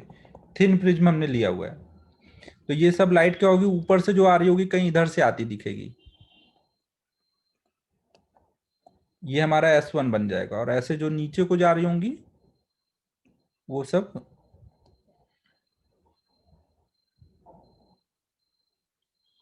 कहीं इधर से आती दिखेंगी, कहीं इधर S2 बन जाएगा। और ये डिस्टेंस हम बोल सकते हैं, ये अगर एंगल बहुत छोटा है ना, अगर ये एंगल बहुत छोटा है और ये डिस्टेंस कुछ हमारी मान लो, इसको कुछ लिख देते हैं, जेड मान लो, यहाँ पर ये डिस्टेंस है और ये एंगल कुछ हमारा डेल्टा है, तो हम इसको बोल सकते हैं जेड इंटू डेल्टा ना। ये एंगल बहुत छोटा है तो हम इसको आर्क मान करके रेडियस इंटू एंगल लिख देंगे ना। सेम वे में यहाँ पे भी जेड इंटू डेल्टा।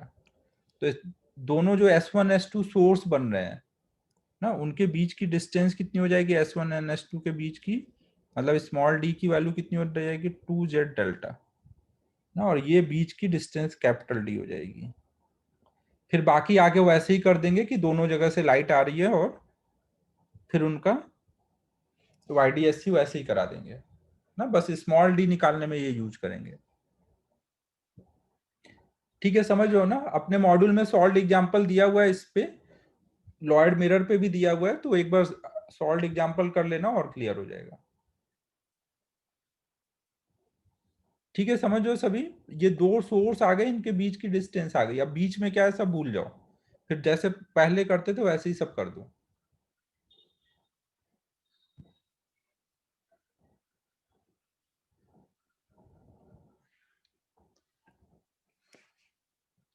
ये वाला पार्ट कभी पूछा नहीं गया है, आप चाहे तो, अगर डिफिकल्ट तो ऐसे कुछ है नहीं, बस S1 S2 निकालना है, बाकी तो सिंपल ही है। नोट कर लो इसको।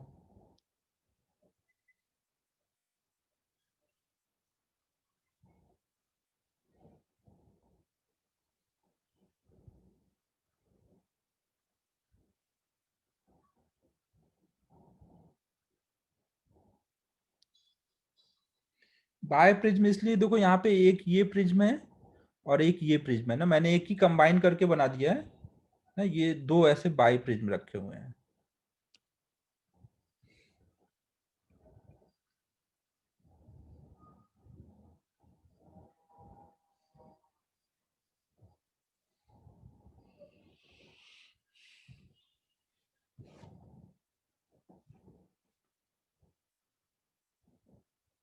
यहाँ पे देखो जो फ्रिंजेस मिलेंगे, ऐसा नहीं है पूरे स्क्रीन पे मिलेंगे, क्योंकि मान लो इधर से जो आने वाली लाइट है, ये यहाँ एंड से जो पास होगी वो कहीं इधर आ जाएगी, तो इसके ऊपर तो और लाइट जाएगी नहीं ना। और सेम वे में इधर से आने वाली लाइट कुछ यहाँ तक आएगी, उधर से आने वाली लाइट नीचे तक जाएगी ना, इधर से आने वाली लाइट और नीचे तक जाएगी, लेकिन नीचे से आने वाली लाइट यहीं तक है ना। तो ऊपर से आने वाली लाइट यहाँ पर भी है और नीचे भी जा रही है, बट इसके नीचे इससे नहीं जा रही है। सेम वे में इससे आने वाली लाइट इस पॉइंट के ऊपर नहीं जा रही, मतलब इस बीच में ही जो भी फ्रिंजेस बनने होंगे यहाँ पे ही बनेंगे।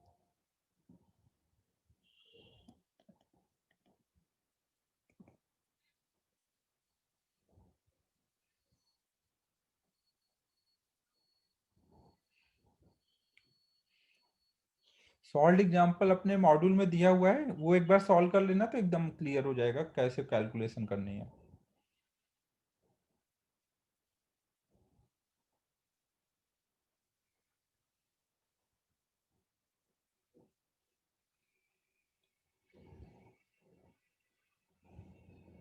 अब एक लास्ट और बता देता हूँ, बस फिर ये खत्म है।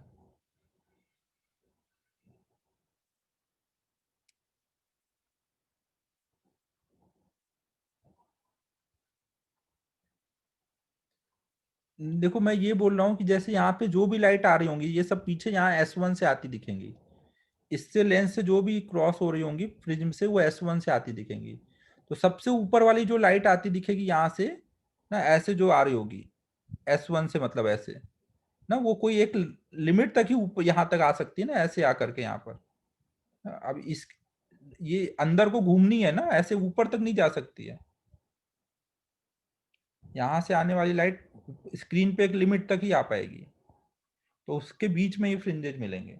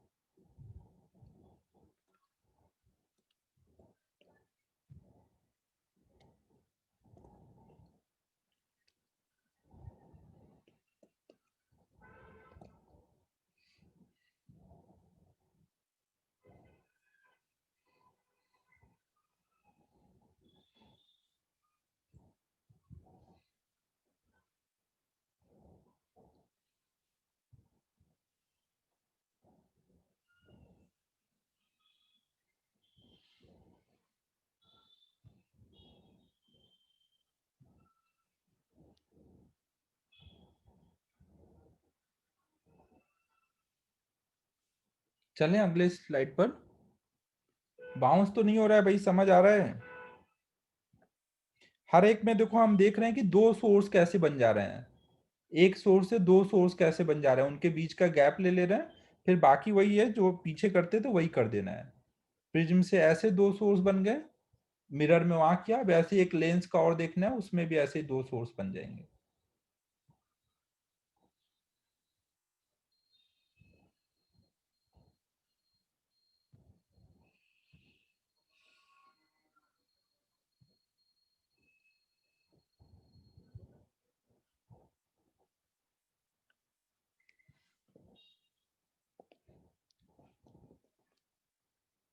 अब इसका कुछ नाम नहीं है, मैं ऐसे लिख दे रहा हूँ, कॉन्वेक्स लेंस का यूज करके कर रहे हैं, तो कॉन्वेक्स लेंस अरेंजमेंट।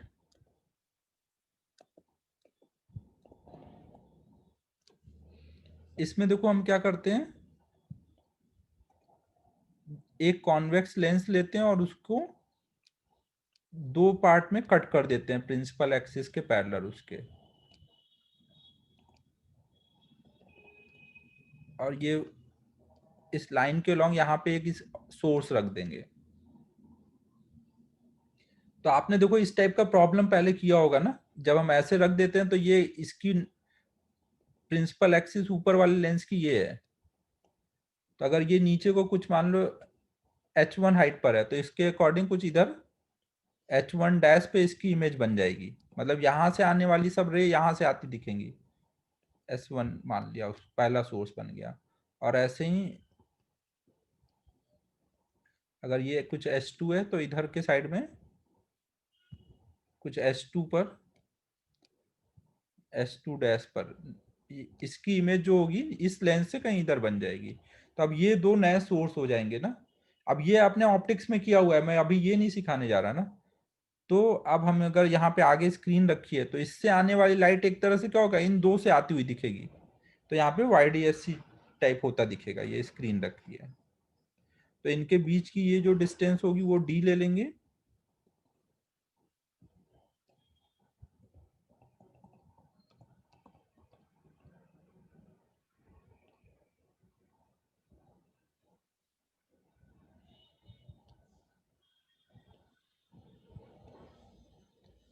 D आप कैलकुलेट कर सकते हो, H1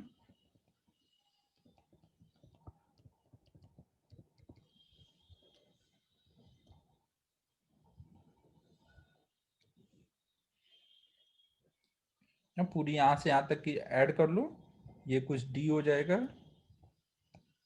ये दिया होगा या फिर लेंस से अगर डिस्टेंस दिए तो ये निकाल करके सब्ट्रैक्ट करके कैपिटल डी निकाल लेंगे। आगे फिर वही करना है जो YDSC में करते थे।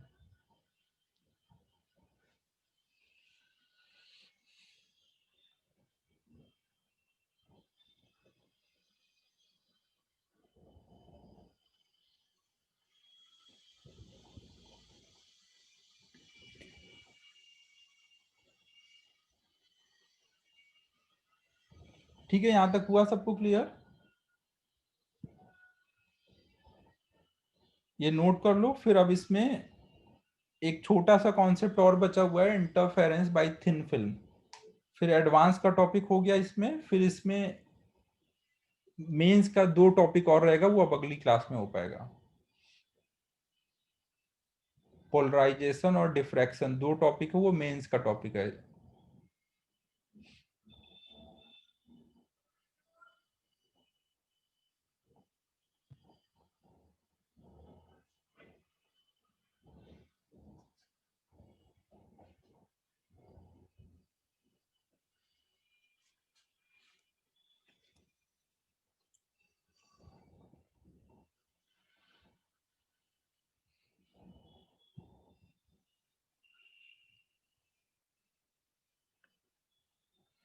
नेक्स्ट अब हम लोग देख रहे हैं इंटरफेरेंस बाय थिन फिल्म। देखो आपने देखा होगा कि कभी जैसे ग्लास सोप बबल वगैरह है, उसमें देखो तो कई बार उसमें कलर्स दिखते हैं। या फिर कभी वाटर के ऊपर मान लो कुछ ऑयल वगैरह गिर गया है तो उसमें कलर्स दिखते हैं। तो हम लोग वही देखने जा रहे हैं कि क्यों दिखते हैं ये ना। तो वहां पर वो थिन फिल्म बन जाती है ना। थिन फिल्म से जिस कलर का कंस्ट्रक्टिव इंटरफेरेंस हो जाता है वो हमें ज्यादा दिखता है, जिसका डिस्ट्रक्टिव हो जाता है वो नहीं दिखता। तो इसीलिए हमें वहां पे कलर साथ दिखने लग जाते हैं। तो अब ये क्यों होता है हम लोग वो देख रहे हैं। तो हमने मान लिया कि एक हमारे पास थिन फिल्म है। 1 मिनट रुकना। हमने एक कोई थिन फिल्म ले ली जिसकी थिकनेस कुछ टी है।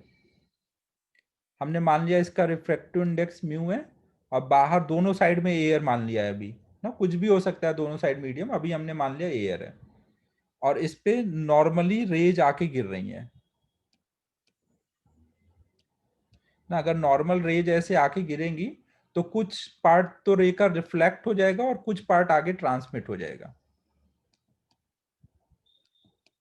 ना। अब जो यहाँ अंदर ट्रांसमिट हो गया उसमें से भी फिर कुछ पार्ट रिफ्लेक्ट हो जाएगा जब यहाँ पे बाउंड्री होगी, और कुछ पार्ट आगे ट्रांसमिट हो जाएगा। ठीक है, समझ लो। तो अब यहाँ पे क्या हो रहा होगा, एक तो यहाँ पे ये रिफ्लेक्ट होके रेज आ रही है और एक यहाँ से सरफेस से रिफ्लेक्ट होके आ रही है। बाहर आपको अब 2 रेज आती दिखेंगी ना, एक बाहर वाले सरफेस से रिफ्लेक्ट और एक यहाँ वाले से। और इधर के साइड में 2। इसको मैं थोड़ा सा ऐसे बना देता हूँ तो और क्लियर हो पाएगा। 1 मिनट। देखो मैंने यहाँ नॉर्मल इंसिडेंस दिखाया है, बट समझाने के लिए मैं अभी इसको एंगल पे लेता हूँ। मान लो एक रे ऐसे आई तो कुछ पार्ट रिफ्लेक्ट हो गई और कुछ अंदर ट्रांसमिट हो गई। अब इस पार्ट जगह पे वो फिर से कुछ रिफ्लेक्ट हो गई और कुछ पार्ट अंदर ट्रांसमिट हो गया। तो अब बाहर जब यहाँ पे रेज आ रही होंगी तो वो एक तो इस सरफेस से रिफ्लेक्ट होके आती दिखेंगी और एक इस सरफेस से। सेम वे भी यहाँ पर एक रे ऐसी आ रही होगी और कुछ पार्ट इसका अभी जैसे इधर रिफ्लेक्ट हुआ होगा तो वो बाहर आता दिखेगा। तो इन सब का इंटरफेरेंस इस साइड में हो रहा होगा और इन सब का इंटरफेरेंस इस साइड में हो रहा होगा। इधर के साइड में इंटेंसिटी बहुत कम हो जाती है तो ज्यादा ब्राइट कलर्स नहीं दिखेंगे, बट थोड़ा बहुत होगा उसका, वो देखेंगे क्या हो रहा है। मोस्ट ऑफ द लाइट तो इधर ही मिलेगी। समझ आ रहा है मैं क्या बोल रहा हूँ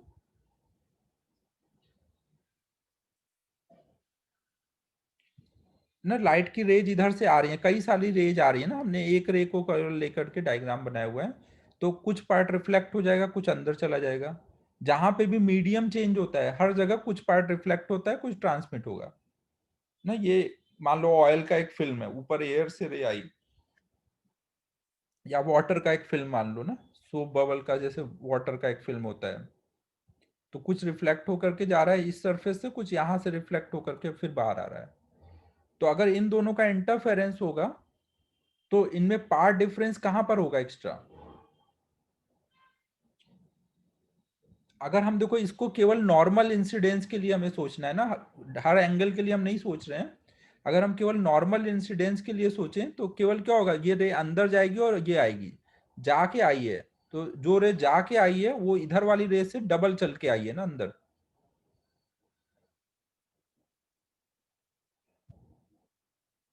हाँ समझो, एक रे तो यहां से आई और रिफ्लेक्ट होके चली गई, और एक रे अंदर गई और फिर रिफ्लेक्ट होके आ रही है।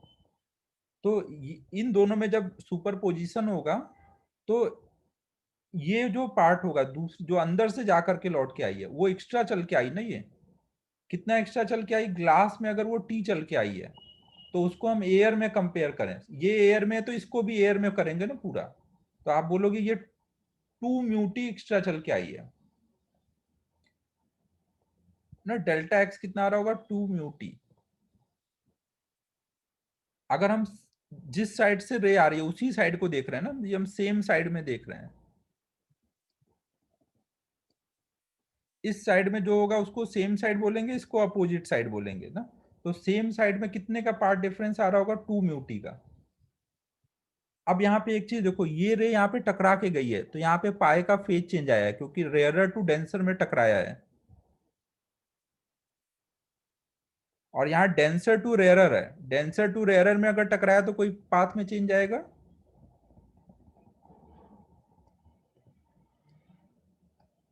नहीं आएगा ना। डेंसर टू रेयरर में कोई चेंज नहीं आएगा। अभी मैंने जो माना है उसमें एयर लिया अगल बगल ना। अब अगर क्वेश्चन में कुछ और है तो फिर उस हिसाब से करेंगे, अभी मैं इस केस के लिए सॉल्व कर रहा हूं। तो अब जब इनका इंटरफेरेंस कराऊंगा तो इसमें टकराने का इफेक्ट आ गया है ना, फिर बाद में तो अब कोई और फेज चेंज आना नहीं है। तो इसलिए ये जो कंडीशन होगी ये रिवर्स करके लगाऊंगा ना, कंस्ट्रक्टिव के लिए 2n-1 λ/2 कंस्ट्रक्टिव के लिए, और डिस्ट्रक्टिव के लिए n लैम्डा।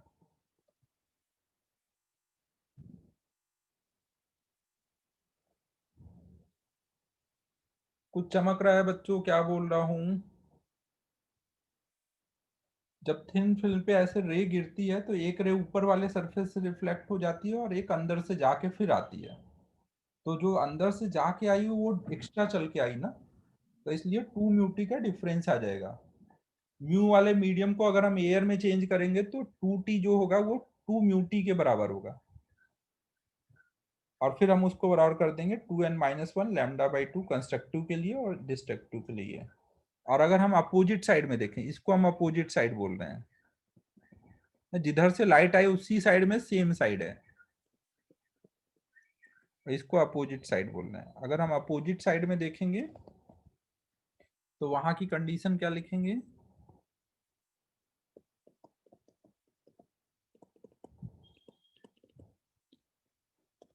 अपोजिट साइड के लिए देखो ये रे ट्रांसमिट होने वाले रे में कभी भी फेज चेंज नहीं आता। याद करो अपन ने जो बाउंड्री कंडीशन पढ़ी थी, ट्रांसमिट में कोई फेज चेंज नहीं आता ना। तो देखो यहां से ये रे आई, यहाँ पर आई और फिर बाहर निकल गई, तो इसमें अभी कहीं कोई फेज चेंज नहीं आया है, ये पूरी यहाँ से यहाँ तक में सीधे आती गई है ना। इनका कुछ परसेंट चेंज रिफ्लेक्ट हो गया है लेकिन जो भी बचा है उसमें कोई फेज चेंज नहीं आया है।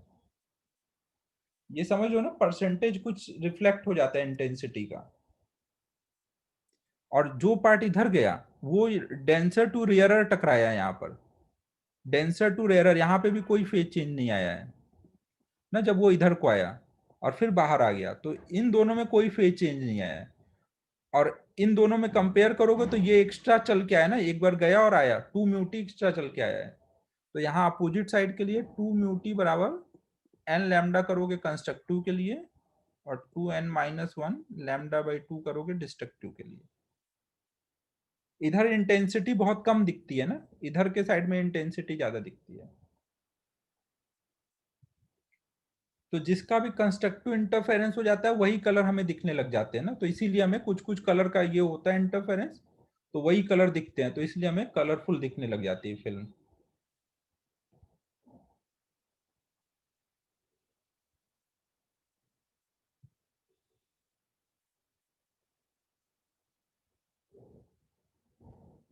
ये केवल मैंने नॉर्मल इंसिडेंस के लिए किया है ना, वही अपन को करना है। एंगल पे आएगा तो फिर काफी कैलकुलेशन करना पड़ता है, तो वो नहीं कर रहे हैं हम लोग ना, आएगा नहीं कभी वैसे।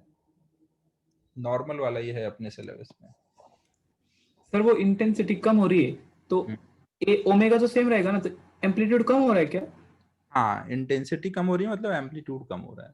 तो फिर डिस्ट्रक्टिव इंटरफेरेंस कभी कर ही नहीं सकते ना टोटली, क्यों? क्योंकि उसके लिए तो ओमेगा। डिस्ट्रक्टिव या कंस्ट्रक्टिव इंटरफेरेंस किस पे डिपेंड करता है?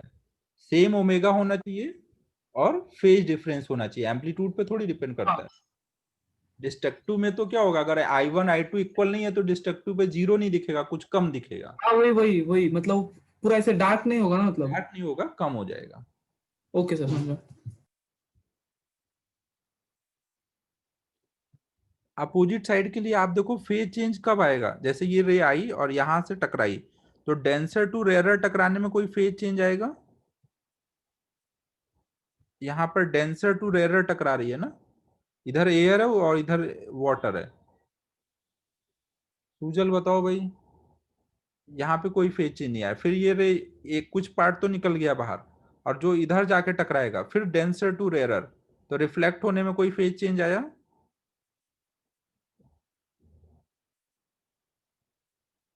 नहीं, फिर ये यहाँ आई फिर बाहर आ गई, तो इन दोनों रे में टकराने की वजह से कोई फेज चेंज आया है?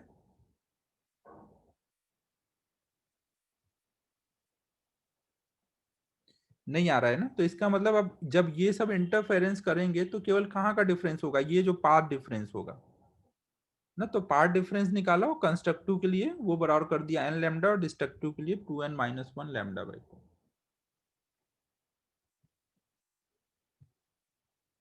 अब इस पे एक दो प्रॉब्लम कर देता हूँ बस, फिर ये खत्म है। बस अब मेंस के टॉपिक रह गए, दो आसान आसान टॉपिक है, बस फॉर्मूले लिखाने रहेंगे, ये नोट कर लो, फिर इसके क्वेश्चन कराता हूँ।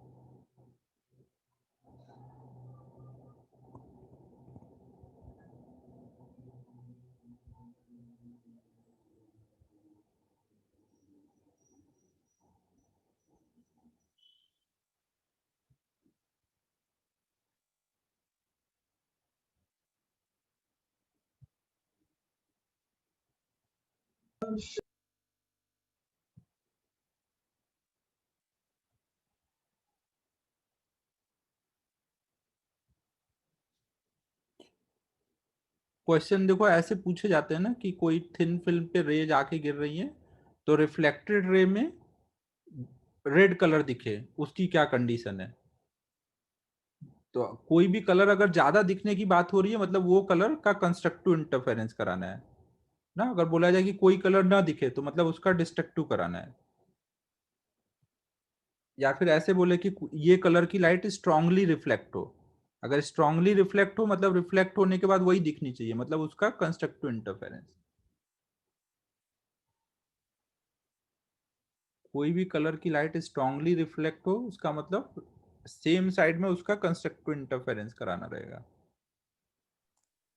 सर एक फालतू डाउट था, वो ऐसा नहीं कर सकते वायलेट गया तो फिर रेड आने लग गया ऐसा? नहीं नहीं, एक्चुअल में कुछ ही कलर का हो पाएगा ना विजुअल रीजन में, मान लो 2 ही 3 कलर हो रहे हैं तो वही 2 3 कलर का मिक्स दिखता है, यहाँ पे एक अच्छा कलर अच्छा। का ऐसा नहीं है। हाँ हाँ हाँ, समझा समझा। थिन फिल्म में देखोगे ना तो आपको जैसे एंगल चेंज कर करके देखोगे तो थोड़े थोड़े से कलर दिख रहे होंगे उसमें अलग अलग से।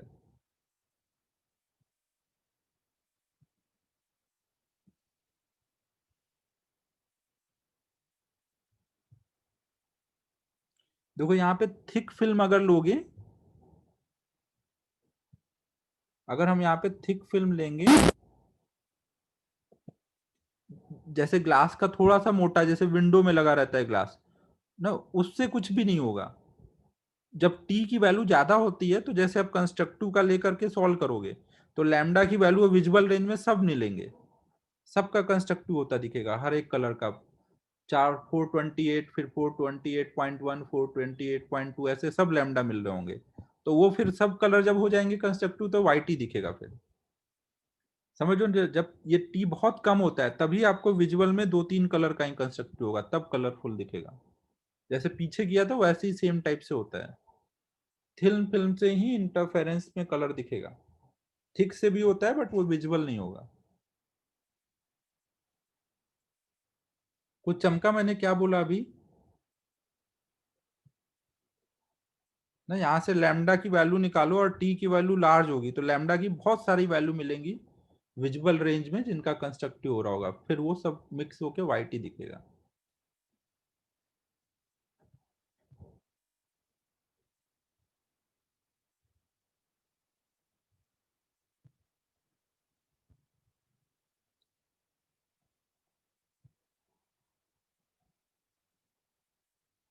हाँ थिन विंडो से दिखना चाहिए, लेकिन ये जो फिल्म की थिकनेस होती है ये माइक्रोमीटर रेंज में होनी चाहिए। अगर इतना पतला विंडो बना लो तो दिखेगा। आप क्या होता है सेंटीमीटर मिलीमीटर रेंज में रखते हो ना, मिलीमीटर रेंज में होगा तो नहीं दिखेगा, माइक्रोमीटर चाहिए इसके लिए ना।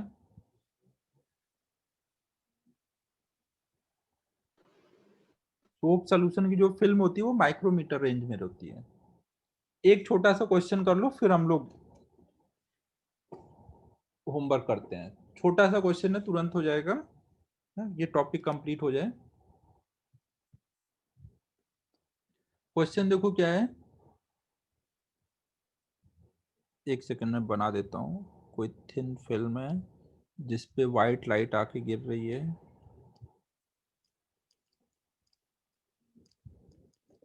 और वाइट लाइट का रेंज दिया हुआ है 430 से 690 नैनोमीटर। और यहाँ पर वाटर का ये फिल्म है जिसका रिफ्रैक्टिव इंडेक्स दिया है म्यू इच 1.33 और इसकी थिकनेस दी हुई है 320 नैनोमीटर। ये एयर में वाटर फिल्म सस्पेंडेड है ना, ये वाटर फिल्म है जो कि एयर में सस्पेंडेड है, मतलब दोनों साइड में एयर लेना है।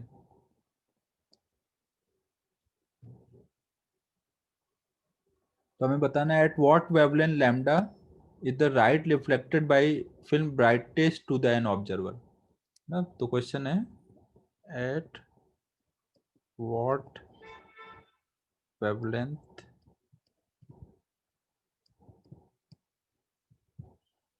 lambda is the light reflected by the film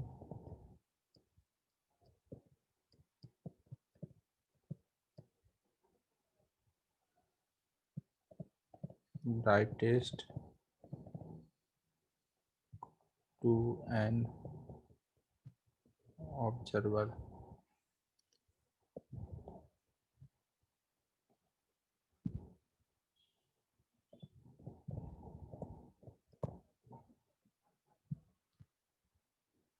हाँ उसकी रेंज में आ रहा है कुछ 567 नैनोमीटर के रेंज पास।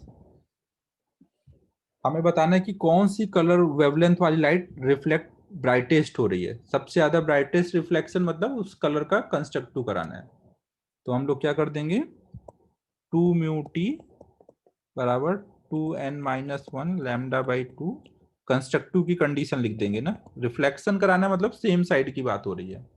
और लैम्डा कितना हो जाएगा इससे, lambda equal to 4 μ t upon में 2n-1 ना। 4 μ की वैल्यू कितनी है, वाटर है तो 4/3, थिकनेस है 320 इंटू 10⁻, इसको नैनोमीटर में ही लिखे रहने देते हैं ना, क्योंकि अपन को तो वैसे भी वेवलेंथ नैनोमीटर में ही चाहिए।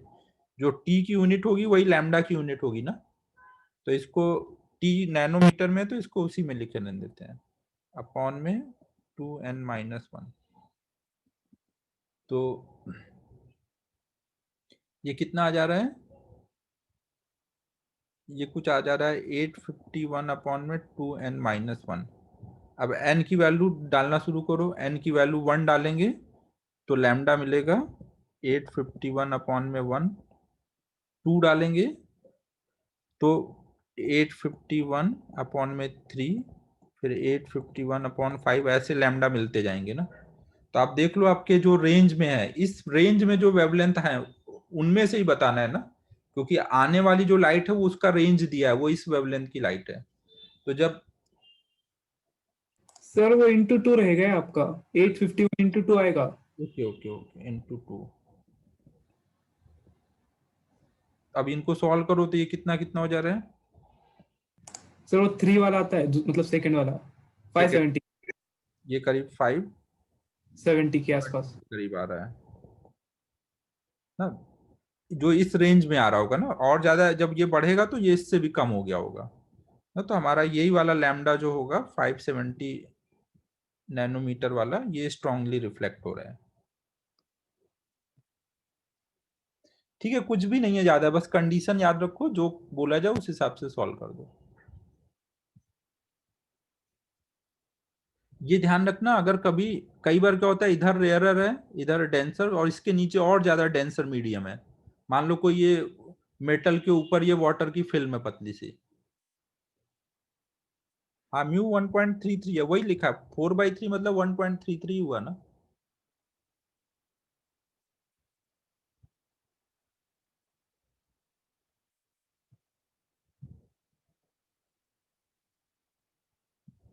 सही किया है ना सब कुछ ये।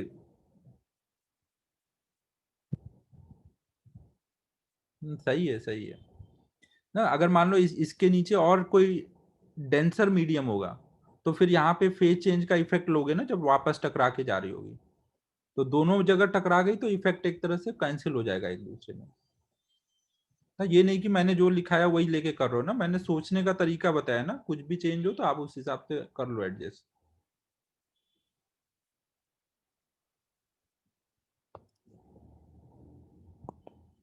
तो अब ये लगभग हो गया है हमारा वेव ऑप्टिक्स। अब इसमें 2 टॉपिक रह गए हैं छोटे छोटे से, जो कि मेंस के टॉपिक हैं, वो एडवांस के टॉपिक नहीं है, एक डिफ्रैक्शन और एक पोलराइजेशन। तो उनका नेक्स्ट क्लास में थोड़ा थ्योरी और फॉर्मूला बता दूंगा, बस फिर ये खत्म है। नेक्स्ट क्लास में मतलब खत्म हो जाएगा अपना वेव ऑप्टिक्स। अब इन पे होमवर्क नोट कर लो।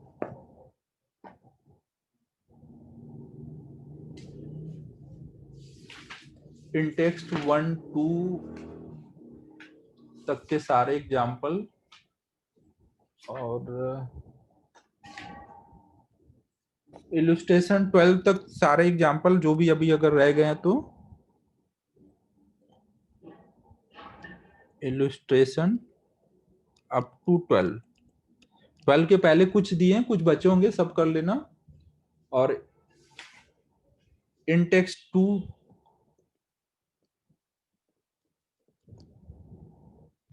अप टू 2 तक कंप्लीट करना है ना। 1-2 में जो भी टॉपिक रह गए वो भी कंप्लीट कर लेना है। फिर होमवर्क में एक्सरसाइज 1 से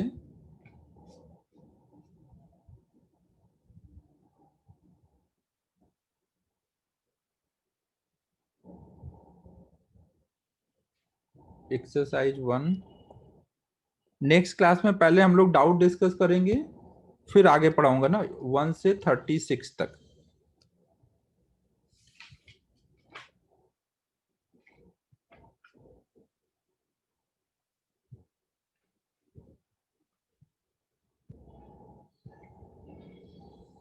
ठीक है, इतना कर लेना, यही होमवर्क है। टेस्ट के टॉपिक में फिजिक्स में तो अब कंप्लीट वेव कर लेंगे, वेव ऑप्टिक्स नहीं, केवल wave, string wave, sound wave complete. Last time केवल स्ट्रिंग वेव था ना। केम में बताओ, केम में क्या करना है?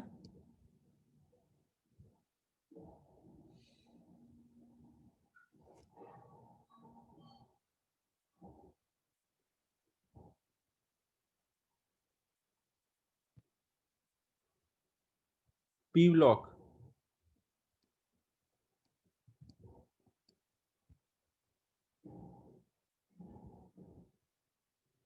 तो पी ब्लॉक रख देते हैं ना, पी ब्लॉक का एक बार इसी बहाने तुम लोग पढ़ भी लोगे। और मैथ में क्या बोल रहे हो? हाइपर बोल रहे हो क्या?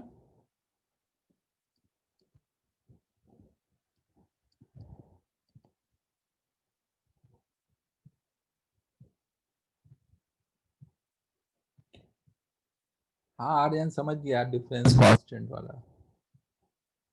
पी ब्लॉक कंप्लीट रखना है ना, ये अप्पो बोल रहा है 13 14 से।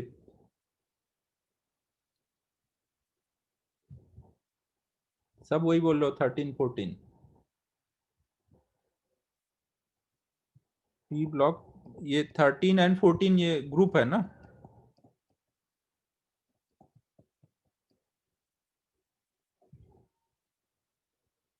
ठीक है, फिर इतना ही हम लोग। ग्रुप पीरियड क्या क्या रहता था? हॉरिजॉन्टल वाला अपना पीरियड होता था शायद, वर्टिकल वाला ग्रुप होता था। ग्रुप है हाँ। ठीक है, फिर क्लोज कर रहा हूँ ना। ये वेव ऑप्टिक्स का होमवर्क कर लेना ना, एक्सरसाइज 1 ना, वो कल नेक्स्ट क्लास में करूंगा डिस्कस।